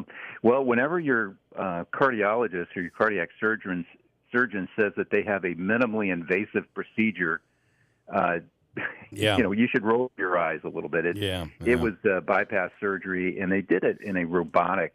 They go in with with a machine, a robot machine, basically, so that they don't cut open your whole chest. And hope no one's eating breakfast right now as we're talking about this. But it is. It was very successful. It solved a long-term problem that I had. So I can't tell you how much I appreciate the expertise at St. Joe's and what they have to offer. We should be very proud of what we have in our region here that really is among the best in the nation for this kind of robotic, minimally invasive procedure. So, but it's still a lot to recover from, I'm back at work. All right. I know right after you were released, as you continued to recover, you actually, I believe, led a congressional delegation visiting energy facilities across the country. What can you report back on that? Well, it's a remarkable, absolutely remarkable trip. We visited 4 of our energy labs. I'll just name them quickly. The Pacific Northwest National Lab in Washington State, the Stanford Linear Accelerator in California, as well as Lawrence Livermore in California, and then also the Idaho National Labs. They all do important work on energy research around fusion, which you may know is probably the most exciting and promising energy source in human history. Maybe since we started using fire, fusion is the most exciting. And these labs also do an enormous amount of research around nuclear energy, fission type energy, and they do critical work also for our national defense. So getting to see the scientists, of course, I'm a nuclear engineer, so, I got to geek out endlessly. I could have stayed all day with these folks in multiple days, but it was, it makes me very excited about the future of energy in America, but it also makes me very concerned that we're not making very smart energy decisions and investments right now. Speaking of investments, I know that you recently were able to bring some money back to the district with various projects throughout the entire district. Can you tell us what we benefited from here in Oneida County? Well, for the whole region, our focus has been on infrastructure, primarily, not quite exclusively, but primarily through infrastructure. The things that we championed for Oneida County really involved, they're outside the normal appropriations bill, but they were championed for Rome Labs and for the Griffith Institute, and making sure that those projects there were well-funded and growing and expanding. And so that's what we focused on for Oneida County. For Madison and Onondaga County, there were a number of appropriations that made it through the House. Of course, they have to make it through the Senate as well. But it's mostly, water and sewer and, frankly, stuff that's really expensive. And it's hard for municipalities to come up with the money to be able to do that. It's incredible for someone like you with your background. It really is incredible what's being done at Griffiths. It is spectacular. I got to tell you, what they're doing in quantum computing, what they're doing for drone research, what they're doing for satellite safety and for cybersecurity, as well as I would just call it cyber warfare. I genuinely think that deterring our enemies, and of course I'm talking about China, is going to be because of technologies developed out of Rome Labs and our ability to defend ourselves, our ability to maintain our way of life in America and not be dominated as we go into this century is being invented at Rome Labs. It's a little-known secret how absolutely critically important that work is, and but we should be incredibly proud of what they're doing there. It's most of it's classified, so I can't comment further, but you should sleep well at night knowing that work's happening. Congressman Brandon Williams, we appreciate the time. Glad you made it through your very minimally invasive surgery. And by the way, I had the robotic surgery as well. It is incredible what they can do. But glad you made it through it, and you're back, and we appreciate your time this morning. You bet, Bill. We'll compare scars someday. All But right. thanks for having me on. All right, thank you so much. Right. Yes, sir. Take care. Congressman Brandon Williams. By the way, there are 4 scars, tiny little scars. That robotic surgery is pretty incredible. All right, got a break. Let's do Fox News right now, and then Jeff will do an update. It's 8 o'clock, WIBX, Utica, Rome. As I said, 8 o'clock. In Ohio, a tearful apology from a 19-year-old sentenced to 15 years to life in prison for murdering her boyfriend and a friend in a car crash last summer. Prosecutors say Mackenzie Shrilla intentionally slammed that car into a brick wall at 100 miles an hour. She says in court she never would have done it on purpose and wishes she could remember what happened. Another Catholic archdiocese files for bankruptcy to deal with sex abuse lawsuits. The Archdiocese of San Francisco announces it has filed for Chapter 11 bankruptcy reorganization, citing more than 500 civil lawsuits alleging sexual abuse of children. An archbishop explaining in a statement the Archdiocese has neither the financial means nor the practical ability to litigate all of these abuse claims individually, and therefore, after much consideration, concluded that the bankruptcy process was the best solution for providing fair and equitable compensation to the innocent survivors who have been harmed. An attorney representing over 125 of the survivors alleges it's the only archdiocese in California that has yet to release a list of credibly accused clergy. Kristen Goodwin, Fox News. There's artificial intelligence handling some 911 calls. The technology is being tested in the Charleston County, South Carolina 911 Center, designed to direct non-emergency calls away from live operators. The AI operator who answers the call is called Matthew, directing non-emergency calls to an administrative line, then prompting callers to briefly explain the reason for the call, and then transferring it to the proper department, freeing up 911 lines for real emergencies. Gary Baumgarten, Fox News. Stock futures are higher ahead of the opening bell on Wall Street this morning. Dick's Sporting Goods store stocks way down after a worse than expected earnings report and a lowered outlook for the rest of the year. Lowe's Hardware profits come in better than expected. It is sticking by its previous earnings outlook for the rest of 2023. I'm Chris Foster. This is Fox News.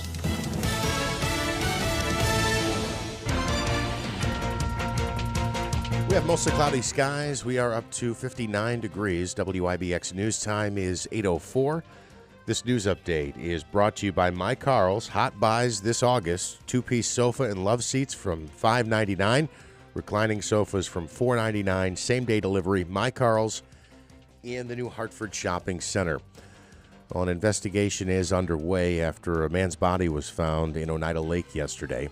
The Oneida County Sheriff's Marine Patrol and Road Patrol units were called just after 12:30 in the afternoon when a small aluminum boat was spotted unoccupied floating near the shoreline. While it was unclear if the boat had been occupied, officials say the body of 62-year-old David Brown of Oneida was located in the water shortly after. Deputies say he was not wearing a life jacket when discovered. The circumstances surrounding Brown's death are unclear, so an autopsy is planned to determine his cause of death. The Sheriff's Criminal Investigation Unit, UAS, and the Forensic Identification Unit are all investigating the case. A more than 100-year-old local business devastated by fire in 2022 is rebuilt and settling into their brand new store. Mazzaferro's Meats and Deli had operated a remote location on Railroad Street as a brand new store was constructed. The late April fire last year destroyed their location in Ridge Mills, but they welcomed the public and dignitaries for a ribbon-cutting ceremony there yesterday morning. The business dates all the way back to 1915 and is ready to serve Rome and the surrounding area for another 100 years. You can see photos of the new store on our website at WIBX950.com. Micron Technology now one step closer to building a brand new semiconductor computer chip plant in Clay. The company has now filed an application with the federal government for money that would come from the CHIPS and Science Act. Micron has not revealed just how much funding it has asked for to help with the project, which will be built in White Pine Commerce Park. The state, though, has already agreed to provide Micron with over $5 billion in tax credits and to make infrastructure improvements near the park. Well, we just spoke to him a few moments ago. The New York State Fair starts tomorrow, and the interim director is interim no more. Sean Hennessy stepping into the role a year ago after former director Troy Waffner resigned. He's now taking over on a permanent basis. Hennessy responsible for managing the fairgrounds year-round, overseeing vendors and responding to complaints. Once the fair gets underway tomorrow, it will run through September 4th. Some steadiness at the gas pump. According to AAA, the average cost for a gallon of regular fuel in the Utica Rome market has leveled off. Now $3.95 a gallon. That's unchanged over the past week. It's up 20 cents, though, over the past month. Currently, the statewide average is $3.92. Our neighbors in Syracuse paying a little bit less at an average of $3.91. And a Schenectady County man accused of murdering 2 family members pleads not guilty to 4 related charges. The defendant is Anthony Lewis. He was in court yesterday. Prosecutors say he's responsible for stabbing his mother and stepfather several times at their Rotterdam home back in July. Lewis was not granted bail. He is due back in court on September 1st. WIBX News Time is 8:08. Here's what we can expect later today. I'm Eyewitness News Chief Meteorologist Craig Flint in the WIBX Weather Center. Today, a good deal of sunshine, comfortable, a high of 78. Tonight, mainly clear to partly cloudy, cool, lows 50 to 55. And for tomorrow, partly to mostly cloudy and mainly dry. A nice day overall if you're heading to the New York State Fair in Syracuse, a high of 75.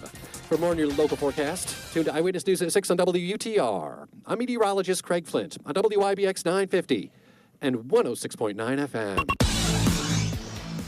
All right, in sports, don't get too excited over there, Bill, but the Mets picked up another victory last night. They beat the Braves 10-4 at Truist Park. DJ Stewart, Rafael Ortega, and Francisco Lindor all went deep for the Mets. They're still 8 games under 500 at 59-67, but they can continue to gain ground with another victory tonight in Atlanta. The Mets have won 7 of their last 9 games. The Yankees, meanwhile, have lost 8 consecutive games for the first time in 28 seasons. Things likely to turn around tonight in the Bronx as the Washington Nationals come to town. Left-hander Carlos Rodon expected to get the start for the Bombers. He enters at 1-4. The Yankees come in at 4 games under 500, 60-64. That's the basement of the American League East. The New York Knicks and Toronto Raptors will square off in the court, not on the court, in the court.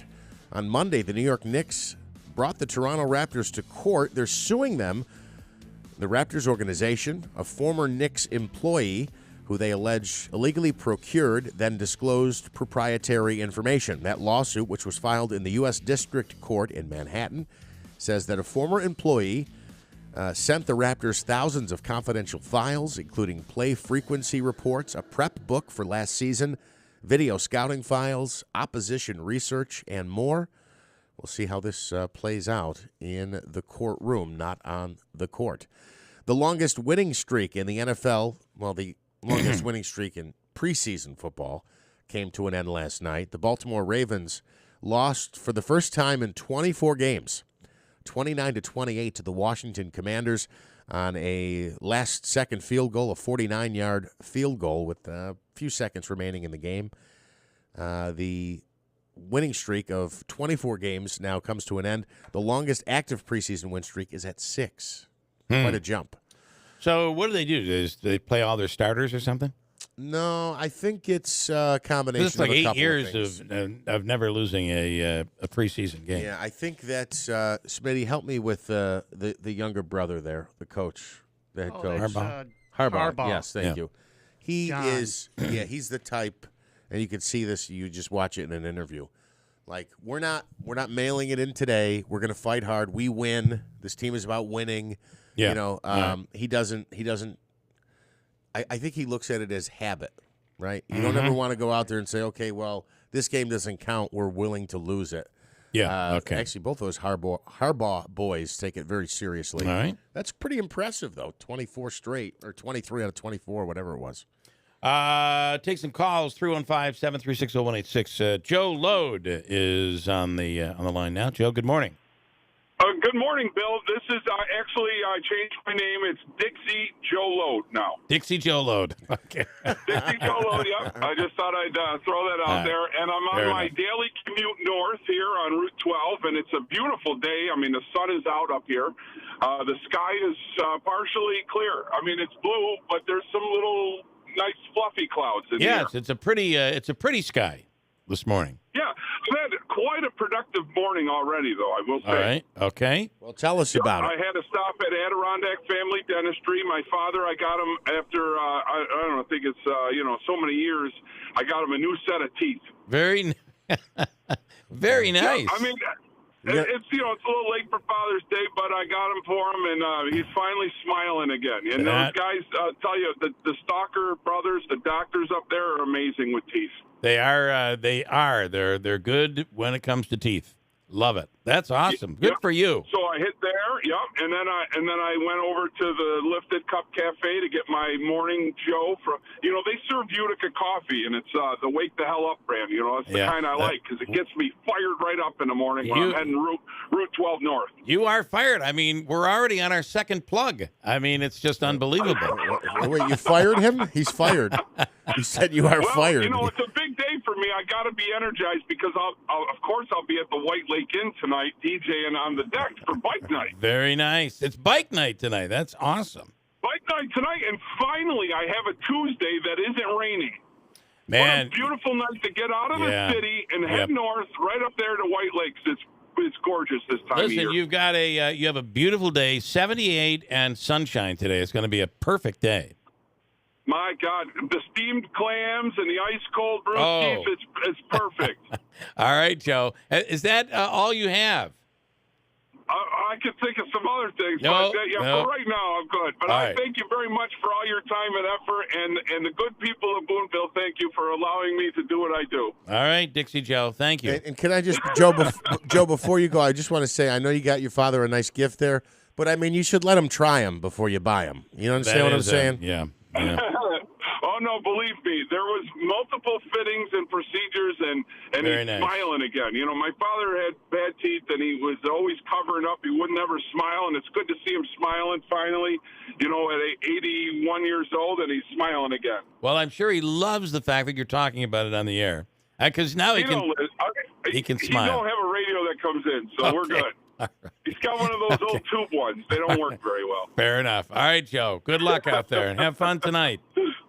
All right. Have a great night. All right, hey, thanks, stop up for one. I'll buy you your first one. Okay. Thank you, Joe. All right. Joe Load, White Lake Inn, later tonight. John is in Bridgewater. Hi, John. Good morning. Hey, Bill. Good morning. What's going on? I found the ultimate thing yesterday, or this morning. What did you Harley find? Davidson in my coworker's backyard. Wow. Wait, she got home from work, and somebody wheeled a Harley Davidson and left it there. I went and got pictures of it this morning. But she called the Utica police yesterday. They came and they said they can't do nothing about it. Wait a minute. What happened? Yeah, wait. Somebody She just come dropped home off from a work, motorcycle? And there's a Harley Davidson in her backyard. So I went over this morning to her house and took a picture of it. It's a nice chromed out Harley chopper, and nobody knows who it belongs to. Oh, it's my in her God. backyard. It's just in. I wonder if someone what would that? What would? He thinks that there's a homeless guy that's been wandering around the area. He just got out of jail not that long ago. Okay. But he went to the neighbor across from her house and was knocking on the door and pointing over. So he might have been trying. I don't know. All I know is it's there, and the cops didn't want Wow. to. They don't know what to do with can't it. Move it. No. Wow. Wow. I dropped the Harley, actually. It was up that way.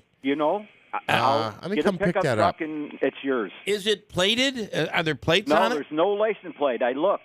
Oh my God, that is no the weirdest license thing. plate, and there's like these skull heads all over it, and and there's a helmet with it too. I wonder if somebody out there has a Harley Davidson that's been stolen. Bill, you have no idea. She's all 4'6" of her, and she goes, "This is what I got to deal with."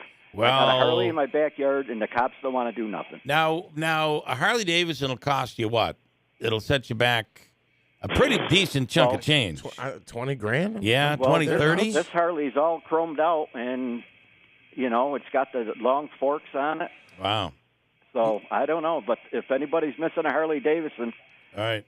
I know where there's a Harley. All right, we'll connect them to you. All right, fair enough, John. So, hey, you want me to send a picture to you so yes, you can look at it? Yes, we'll put it up online. Do you own this Harley Davidson? All right, I love All it. right, guys. All right, thanks, John. Thank you, John. And it's ironic because Joe Lode was talking about he was at the White Lake Inn. He was doing bike night, and I was actually in the vein of Joe Lode was going to say. And if you're looking for a bike, you could stop by Harley Davidson of Utica right on Commercial Drive. I'm surprised he didn't go Hartford. there. Yeah. But I was going to say that just in jest, and it's funny. The next call we got was about a Harley.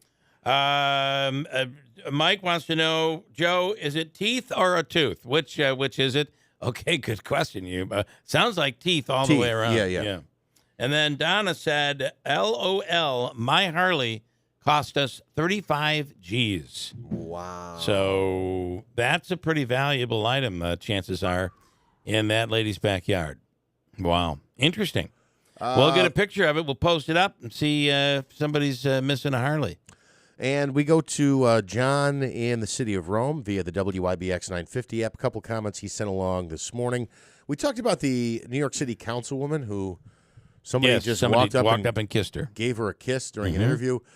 John says, Bill, don't worry. You're safe. You'll never have to worry about that. No one's just going to walk up and smooch you. I would not expect that.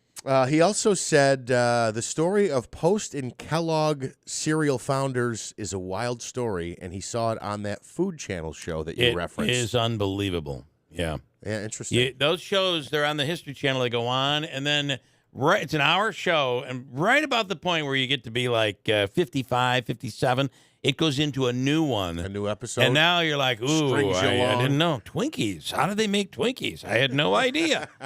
And the story of how these foods came to be. The other day I saw the peanut butter one. So which came first? Was it Jiffy, Skip? Is it Skippy? Peanut butter, Skippy, or or Peter Pan? Which one came first? It was Peter Pan. Okay. And when they started Peter Pan peanut butter, they the founder, who ultimately lost his own business because of another investment, then went out and said, "Screw it! I'm going to go out. I'm going to create Jif peanut butter," and he did, and he created it was called Chunky for the first time ever. It wasn't just smooth peanut butter; they put the chunks back in it. And he invented that. This is all learned on the History Channel over the weekend. Is that the show with Mark Summers as the host? I have no idea, Davey. I don't retain that much. Okay, I was just asking. Could be. Could very well be. Anything further? No, I just sometimes I wonder. Well, Lance is I don't even know if you want to get into this because I don't know if what he's saying is true here. This is about the appearance yesterday with Jackie. He says, Jeff. After watching yesterday's YouTube feed, the Izzo infomercial conveniently forgot to mention. Izzo infomercial? Are you freaking kidding me? Forgot to mention the Democratic endorsement included her DPW's commissioner's sister, two people who received DRI money. Desperate times call for desperate measures. First of all, I can tell you right now that is absolutely not true. It has nothing to do with it. I watched that thing unfold. I absolutely know how it unfolded, and it has nothing to do with any of that. I can tell you that firsthand. And if you'd like, there's a Democratic chair that you could call up that would give you the full details. They simply reached out and felt that they want to keep the city going in that direction, and they endorsed her. End of story. Lance, your information is bullcrap. Sorry, Lance. Well, see, I didn't know if I should share it. But well, I'm just saying it's garbage. There's not even any truth to it. You're all fired up. I initially spoke to somebody who told me what was that they were going to endorse, and I was very surprised by that. And the person I spoke with had everything to do with it, who said it was all about one thing. They wanted to keep things moving in the direction that they were moving, in his opinion, moving forward, and they felt that it was worthy of them to make an endorsement. Now, I'm not endorsing anything here. I'm just telling you how that endorsement went down. If you think there's anything shady, that's garbage, and it's a lie. It's not true. I will tell you something that is shady, though. It's when you come home Slim from work. Shady. It's when you come home from work and you find a very, very nice Harley Davidson motorcycle just sitting in your backyard and nobody claims it. John in Bridgewater has now sent me the photo. I can't believe this. Look at the chopper. Here's Dana. The show, by the way, is Foods That Built America. That is true. Look at that Harley Davidson. Yeah, it's very nice. Just in her backyard. Has no idea how I got there. Yeah, I've watched every episode, said Dana. They have a new one, The Mega Brands That Built America. Very, very interesting. I love the show. Check it out. I'll take one more. Who is it, Davey? And then I what do you have? It's Ryan from Fox. It is Ryan. All right. Then I want to go through. I have a whole list of all of the music acts that are performing at the State Fair. It's unbelievable who's performing there. Yeah, they've done a good job.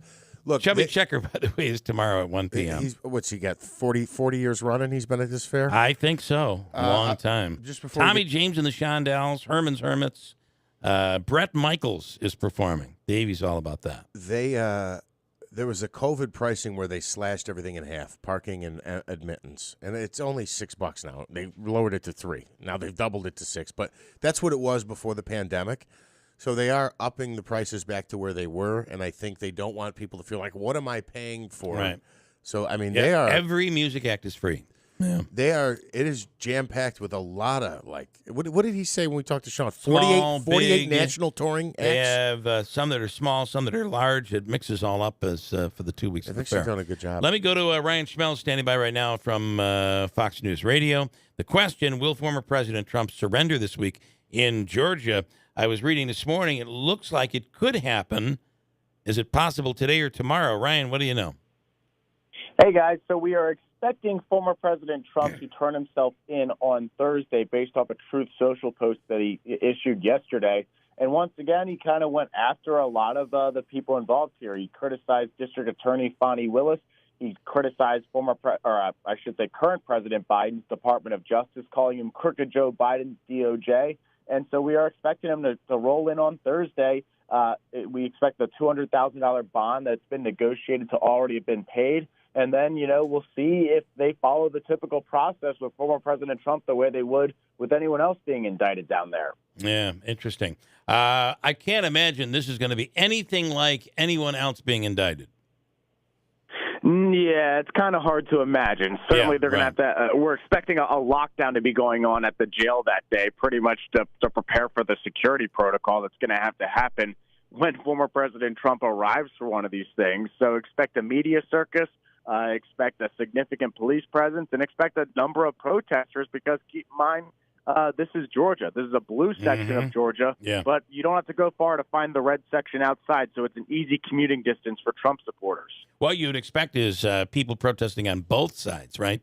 And that is where it gets a little unnerving, where you've got these two sides that couldn't be further from each other. I don't know. Do they separate them by some sort of a divider? Or usually, they try to get them on different sides of the courthouse and just kind of give them their space so that they have it and make sure they don't kind of interact with one another. And, they don't really see each other enough to really get riled up by one another, too. At least that's kind of been my assessment of seeing some of these situations. But then again, sometimes you can't really control who travels where. And next thing you know, you got people in each other's faces. Yeah. All right, interesting stuff. That will be must-see TV on Thursday, I will tell you that. Yeah, but you know what? The must-see TV is going to be on Wednesday for the Republican Party debate that we're hosting on Fox. That's very true, which Trump will not be a part of. No, he will not. But it is, what's the number? Is it 12? What's the total number of candidates that have made the grade? We're expecting 8 candidates. 8 of them right now. Okay, 8. Listen, the fact I was surprised to hear Mike Pence say. Nice plug there, by the way, Ryan. That was very nice. very well done. Yeah. The fact Pence said he was disappointed Trump and he wasn't going to be a part of it. He thought he should reconsider. Wrong answer. Well, and I think people are advising Pence of this. They should be. Look, this is an opportunity for all those Republicans to separate themselves from that field. Because otherwise it's just a bunch of noise against Donald Trump. The interesting thing, he's Ryan, doing them a favor by sitting it out. The interesting thing is that we have never, I think I saw this statistic, whether it's a statistic or anecdotal, I don't know. But basically, no one has ever won an election and not criticized their opponent. And the majority of the Republican candidates right now are not only not criticizing Trump, but and oftentimes they're defending him, other than Pence, who's come out, and certainly Chris Christie and maybe one other. Other than that, I would say you've seen DeSantis kind of make some comments, maybe not directly about Donald Trump himself, but he certainly has made has tried to make the argument that he is better, and he also he'll say statements like, "Well, Trump should have fired Fauci." We're basing conservatism off our loyalty to Trump and not, having principles. Right. So he makes statements like that, but, certainly nothing to the level that Ted Cruz was making towards the end of the primary in 2016. Right. Could that change as we get closer to primary time, or maybe even tomorrow? Yeah. Well, yeah, you're right. You may see some breaking news out of tomorrow night. I would expect you have to, right? I just think the fact that Trump's not there, he's actually doing his potential opponents a favor. All right, Ryan, as always, thank you. We appreciate it. Have a wonderful day. You too, guys. Thank you. Ryan Schmelz with Fox News Radio. Let's see. I just want to go back to Lance and the comment of, this is so politics 2023. You can say whatever you want, and as long as you say it, well, it must be true. And if you think it, even if you don't know it's true, you say it. Let me just tell you something. Unequivocally, that comment about the Democratic endorsement, I would say this. I would be worried about that if I were the Lanigan side. I would be worried about that. And that is not some deal that was cut on the side. I can tell you that firsthand. It was not prompted. It was not asked for. It was a complete surprise. And in fact, and maybe I shouldn't even be talking out of school here because I know some of what had occurred there. In fact, there was debate over is it a proper move to accept for a Republican conservative to accept an endorsement from the Democratic Party. And Jackie answered that without any prep yesterday. You asked her the question. I thought her answer was perfect. When you become a mayor, a president, a governor, a senator, you whether you're Republican or Democrat or independent, you are expected to represent all of your constituents, not just the people who put you in office. I'm sorry. And I'm just telling you, that's what she said yesterday, and what Lance said there is incorrect. Lance, rumor, fake news.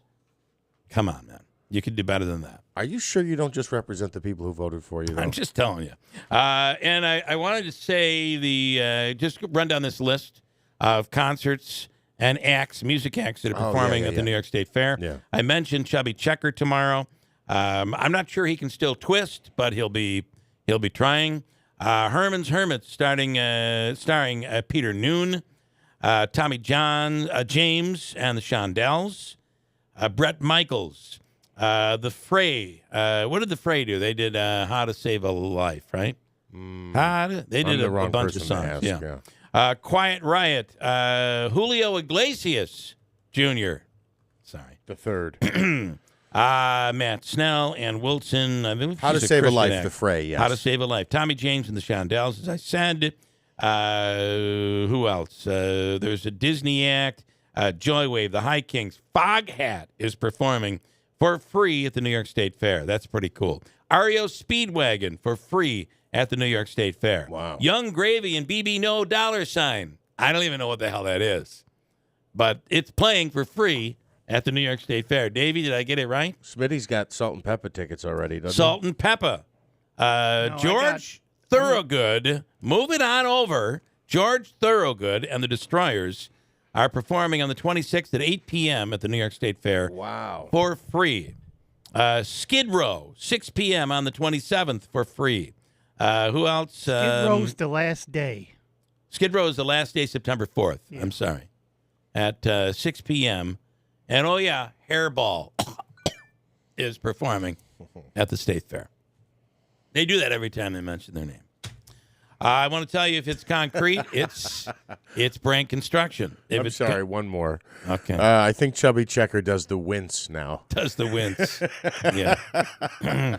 It's the wince every time or he's doing the Joe Biden shuffle. I'm not sure. Thank you for that, Steve. Here we go. If it's concrete, driveways, sidewalks, foundation repair, masonry, concrete work, it's Brink Construction. Call them today. They'll get the job done right on time. Cellarway entrances, basement floors, garage floors, stairs, stone walls, retaining walls, foundation repair. It's Brink Construction. B-R-A-N-C-K, Brink Construction. 315-894-3481. It's 832 at WIBX.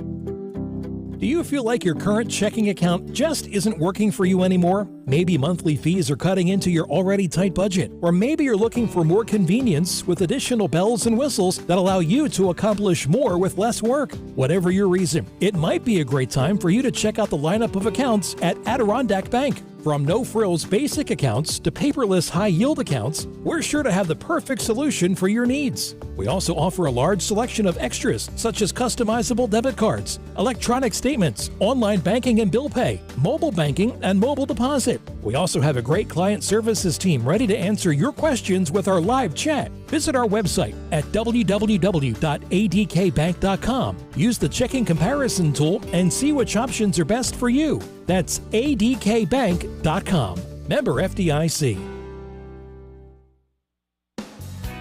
Are you in the market for a vehicle? A vehicle that's like new, but you don't want to break the bank? Look no further than GM-certified pre-owned vehicles at Steet Ponte Chevrolet. With rates as low as 3.9% for 36 months on GM-certified vehicles, you can find new roads without the high price tag. Whether it's a Chevy Blazer, Equinox, Trailblazer, or Traverse, you'll get a 6-year, 100,000-mile powertrain limited warranty and an additional 1-year bumper-to-bumper limited warranty. You can drive with confidence knowing your vehicle is covered. Visit online anytime at SteetPonteChevy.com to browse the complete inventory. Steet Ponte Chevrolet, Route 28 in Herkimer. See why it's always easy to do business at Steet Ponte Chevrolet, your family-owned and operated dealership.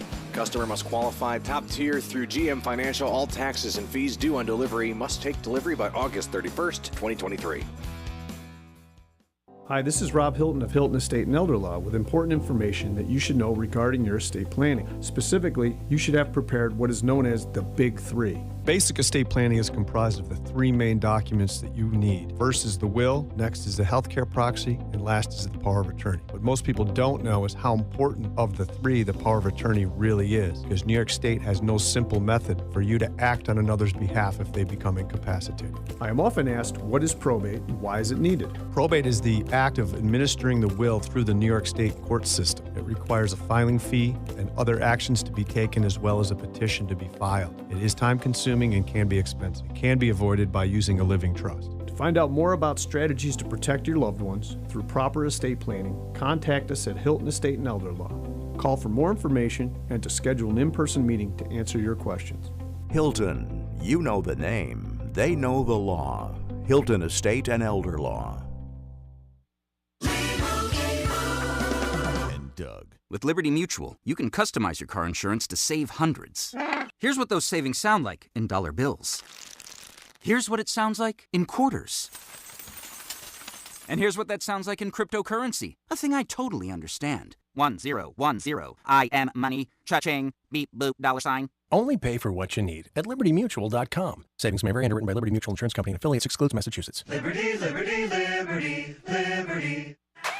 It's your turn to win big at Turning Stone Resort Casino. We're paying out real jackpots to real people, like Holly, who won over $38,000, or Edward, who took home over $47,000. It's no wonder Turning Stone is New York's #1 gaming resort.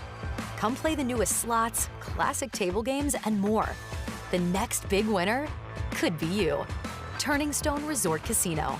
It's your turn. Prescriptions require an online consultation with a healthcare provider who will determine if appropriate. Restrictions apply. See website for details and important safety information. Subscription required. Price varies based on product and subscription plan.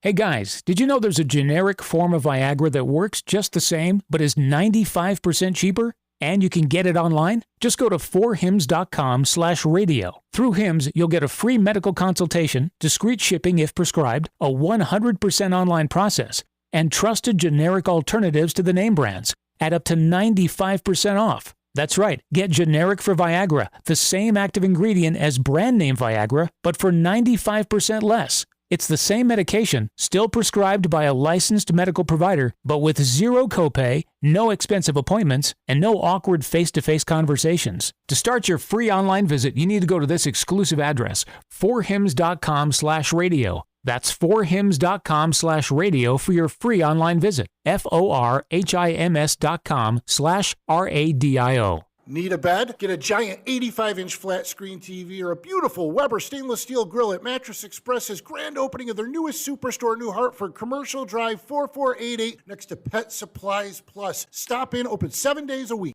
Hi, it's Jordan from Little Falls Lumber. Summer is a great time to freshen up the look of your home, and we have you covered. We stock a variety of name brand products from GAF shingles, LP vinyl siding, Sierra Pacific windows, to Moisture Shield composite decking, and premium grade pressure treated decking. We have options to fit any budget. Stop by one of our 3 convenient locations, Little Falls, Syracuse, and Schenectady, to see what we have in store, or visit us at littlefallslumber.com.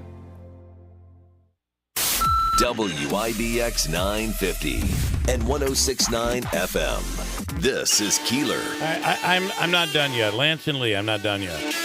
You can't make up your own facts. You can't make up your own facts and call them true. It doesn't work that way. Those are called lies and distortion of the truth. So here's the other part of this that I think we should reference here, Jeff, and it's very important to note. So he called it we're bringing Jackie on for her infomercial. That's bull crap, okay? Yeah. Number one, first of all, she waited 30 minutes before she came in because we were doing somebody else. So no preferential treatment there at all. In fact, sometimes I think it's a disadvantage. But beyond that, every time she's on, first of all, as the mayor, as the incumbent, she has a right to be able to talk about news items that affect the city of Rome. It's called earned media. It is not covered under anything political. Therefore, we don't have to offer Mr. Lanigan any equal time. By the way, we don't have to offer anyone equal time. It is not the law. That is a misconception. Right. First of all, that's not true.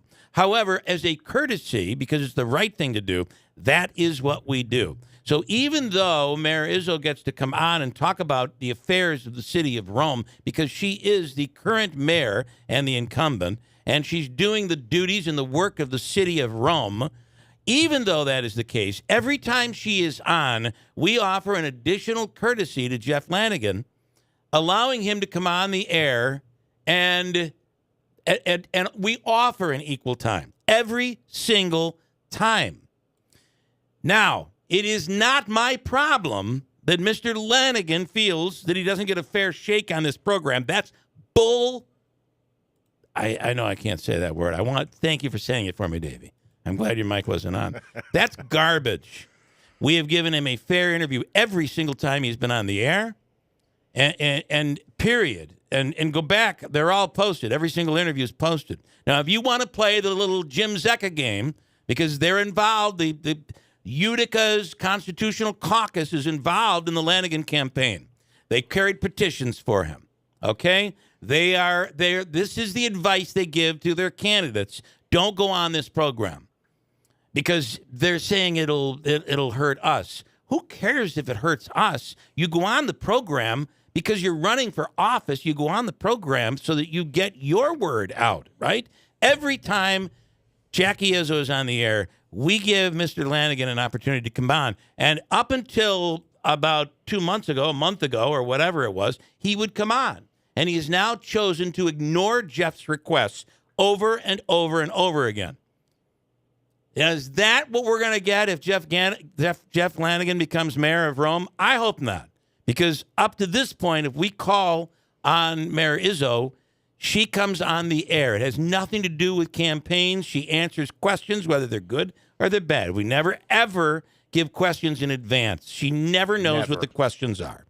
So to imply that garbage, that we are unfair, is an absolute distortion of the truth, Lance, and a lie that you do not get to say and have it and have me just let you run off with a lie and a distortion. This is not going to happen. So and to me, it's all the more reason why people in Rome better look in the mirror and realize what they're doing on Election Day. You better damn well know that a decision that you make on Election Day carries a great deal of weight.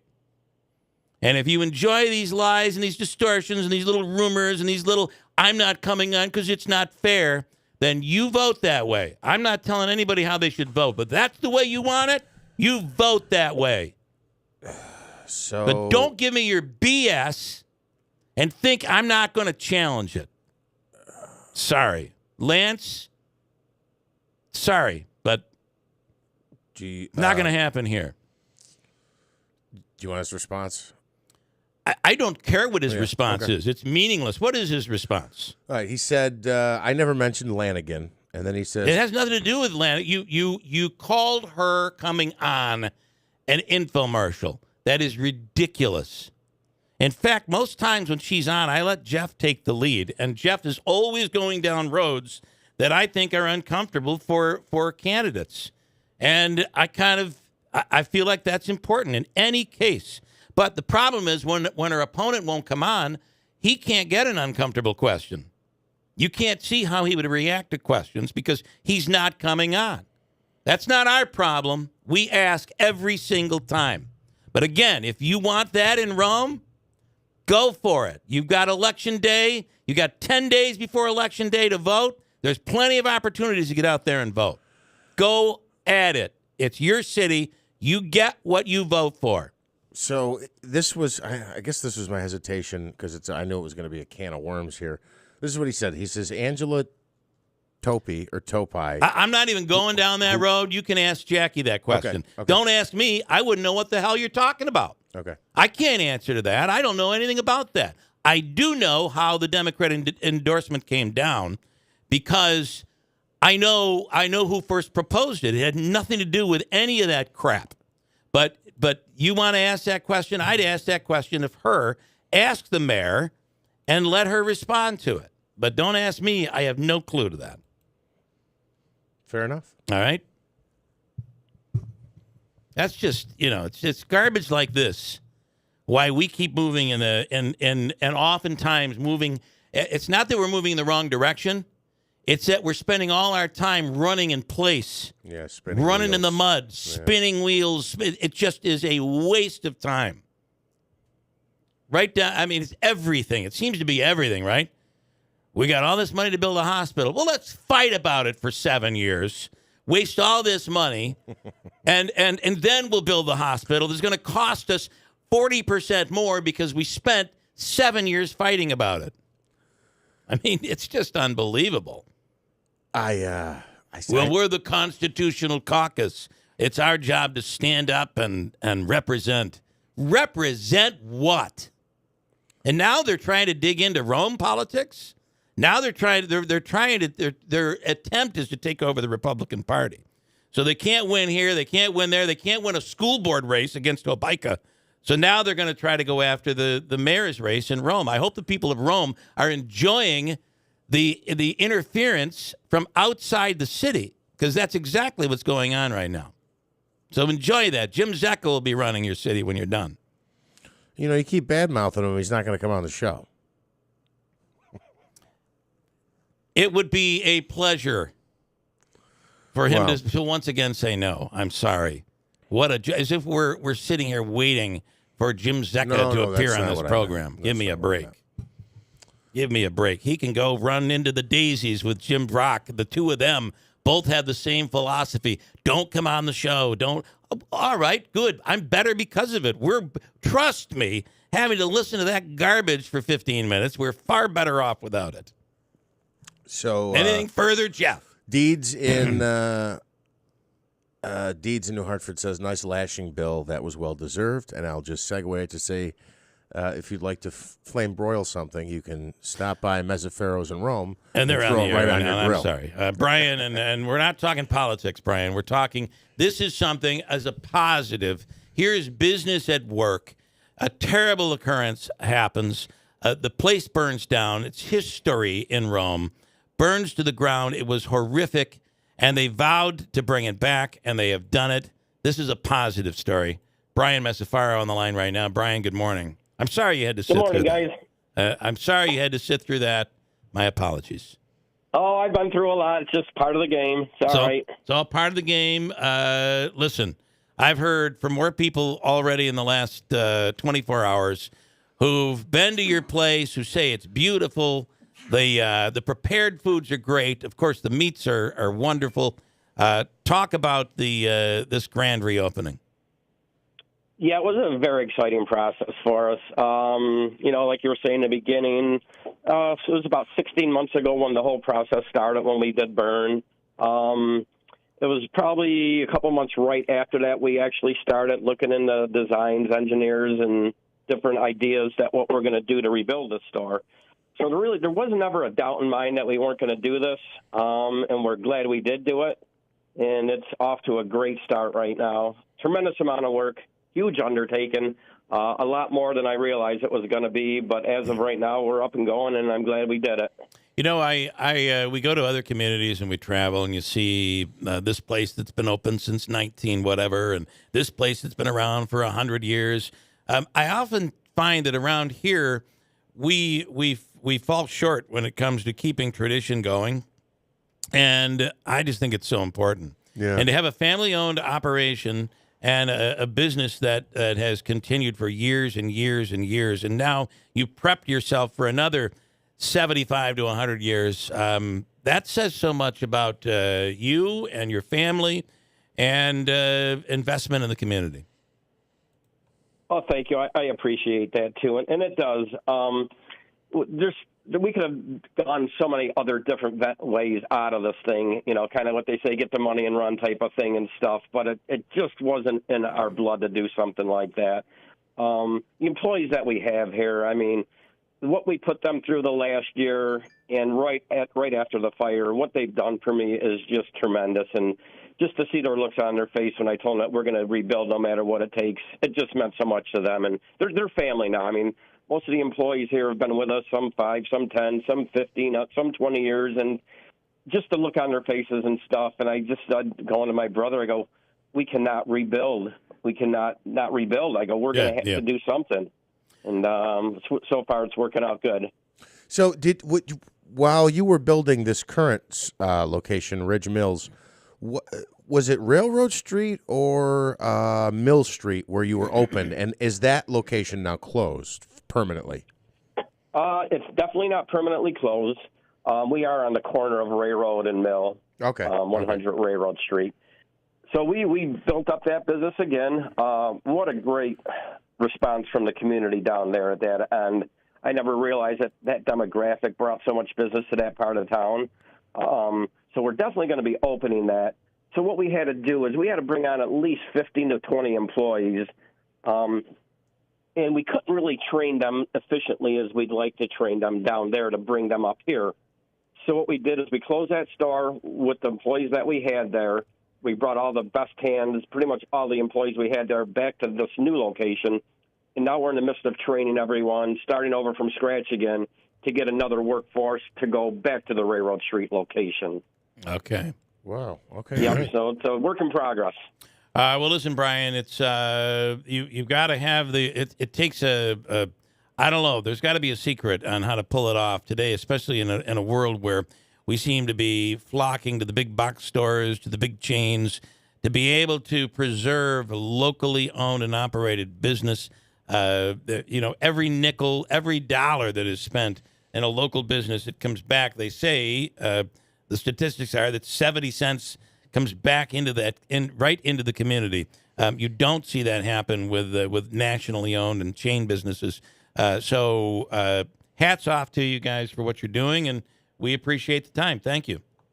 No, thank you guys, and I appreciate being on the show. Give me a call anytime. All right, thanks so much, Brian. All right, guys, thanks. All right, Massaferro's in Rome, Meats in Delhi, reopening after that horrific fire that occurred, and it's a great story. Speaking of great stories, the Little League World Series was underway. Christine Kidwell is on the line right now. Ben Kidwell has been in studio, has performed as an 8-year-old on the keyboard, and in fact, he's now, how old is he now? 11. Is he 11 or 12? 11 years old or 12 years old. Christine, good morning. Good morning. He's 11. He's 11.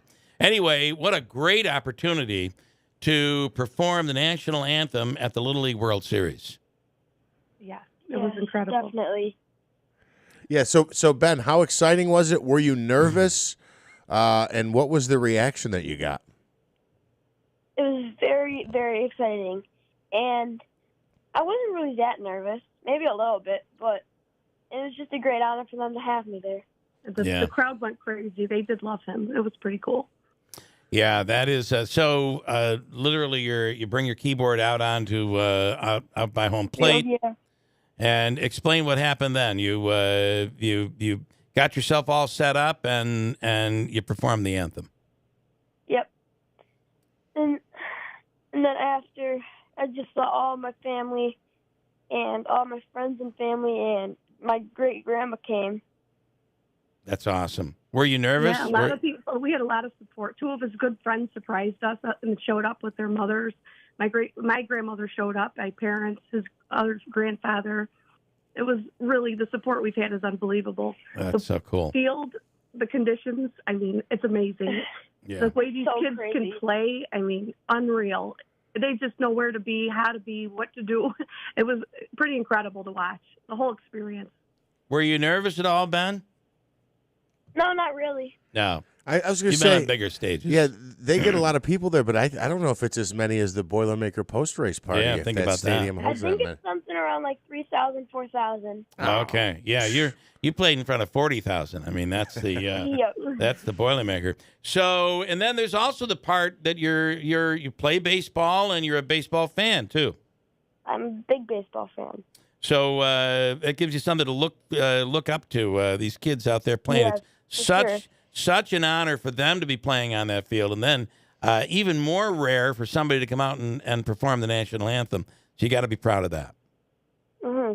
All right, I'm gonna. I just want to play this just quickly. Your performance, okay?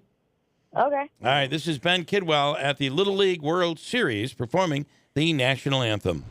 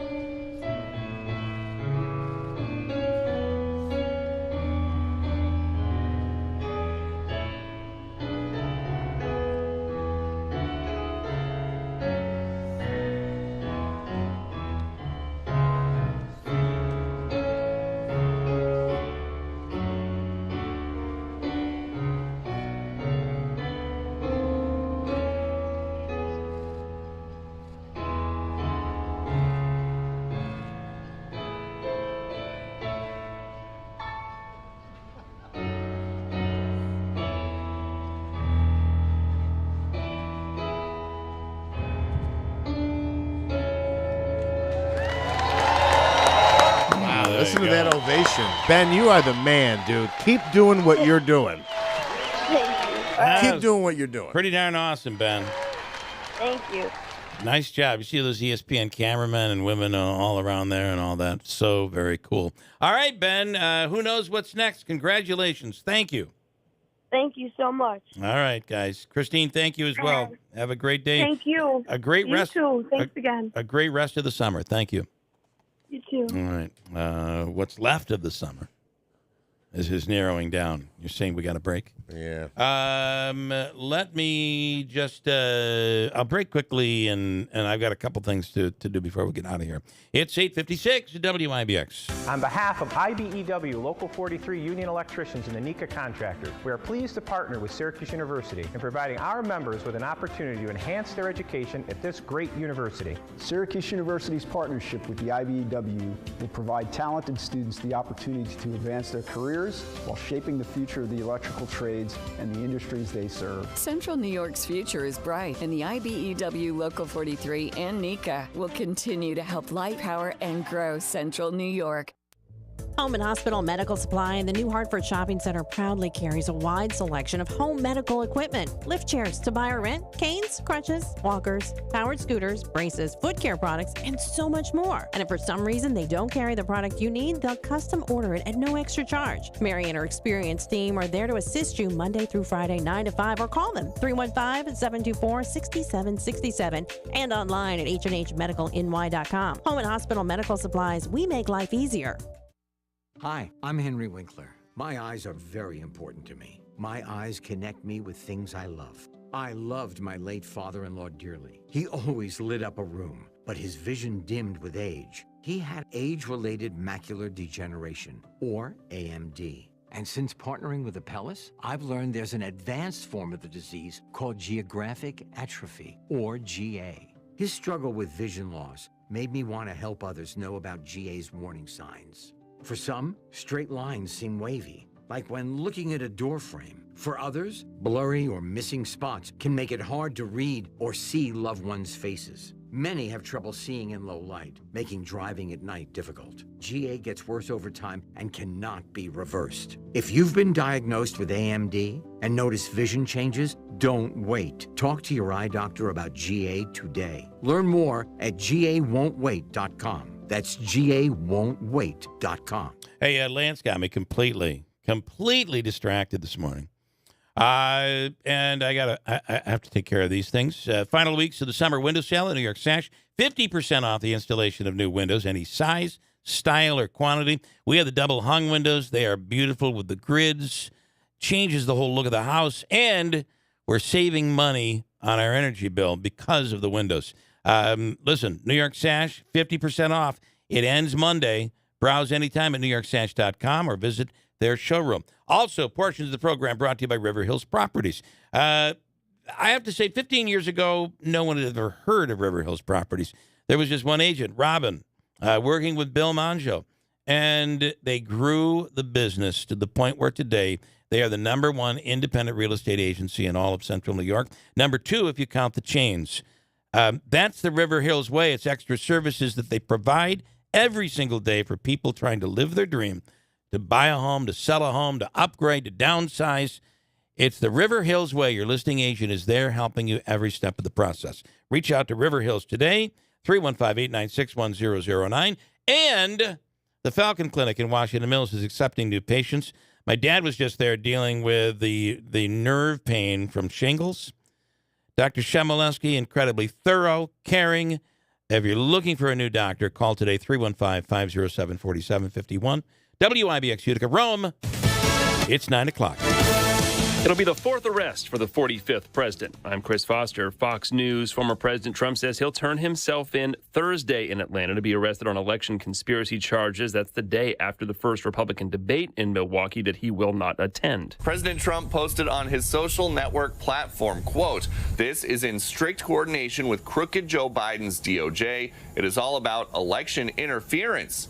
He could have gone at any time, but that is the Trump way of trying to reclaim a news cycle from the 8 Republicans who actually plan to show up to the debate the night before. The president and the DNC are saying they are not going to entertain any debates from primary challengers on the Democratic side. Fox's Peter Ducey, and there are 8 candidates invited by the Republican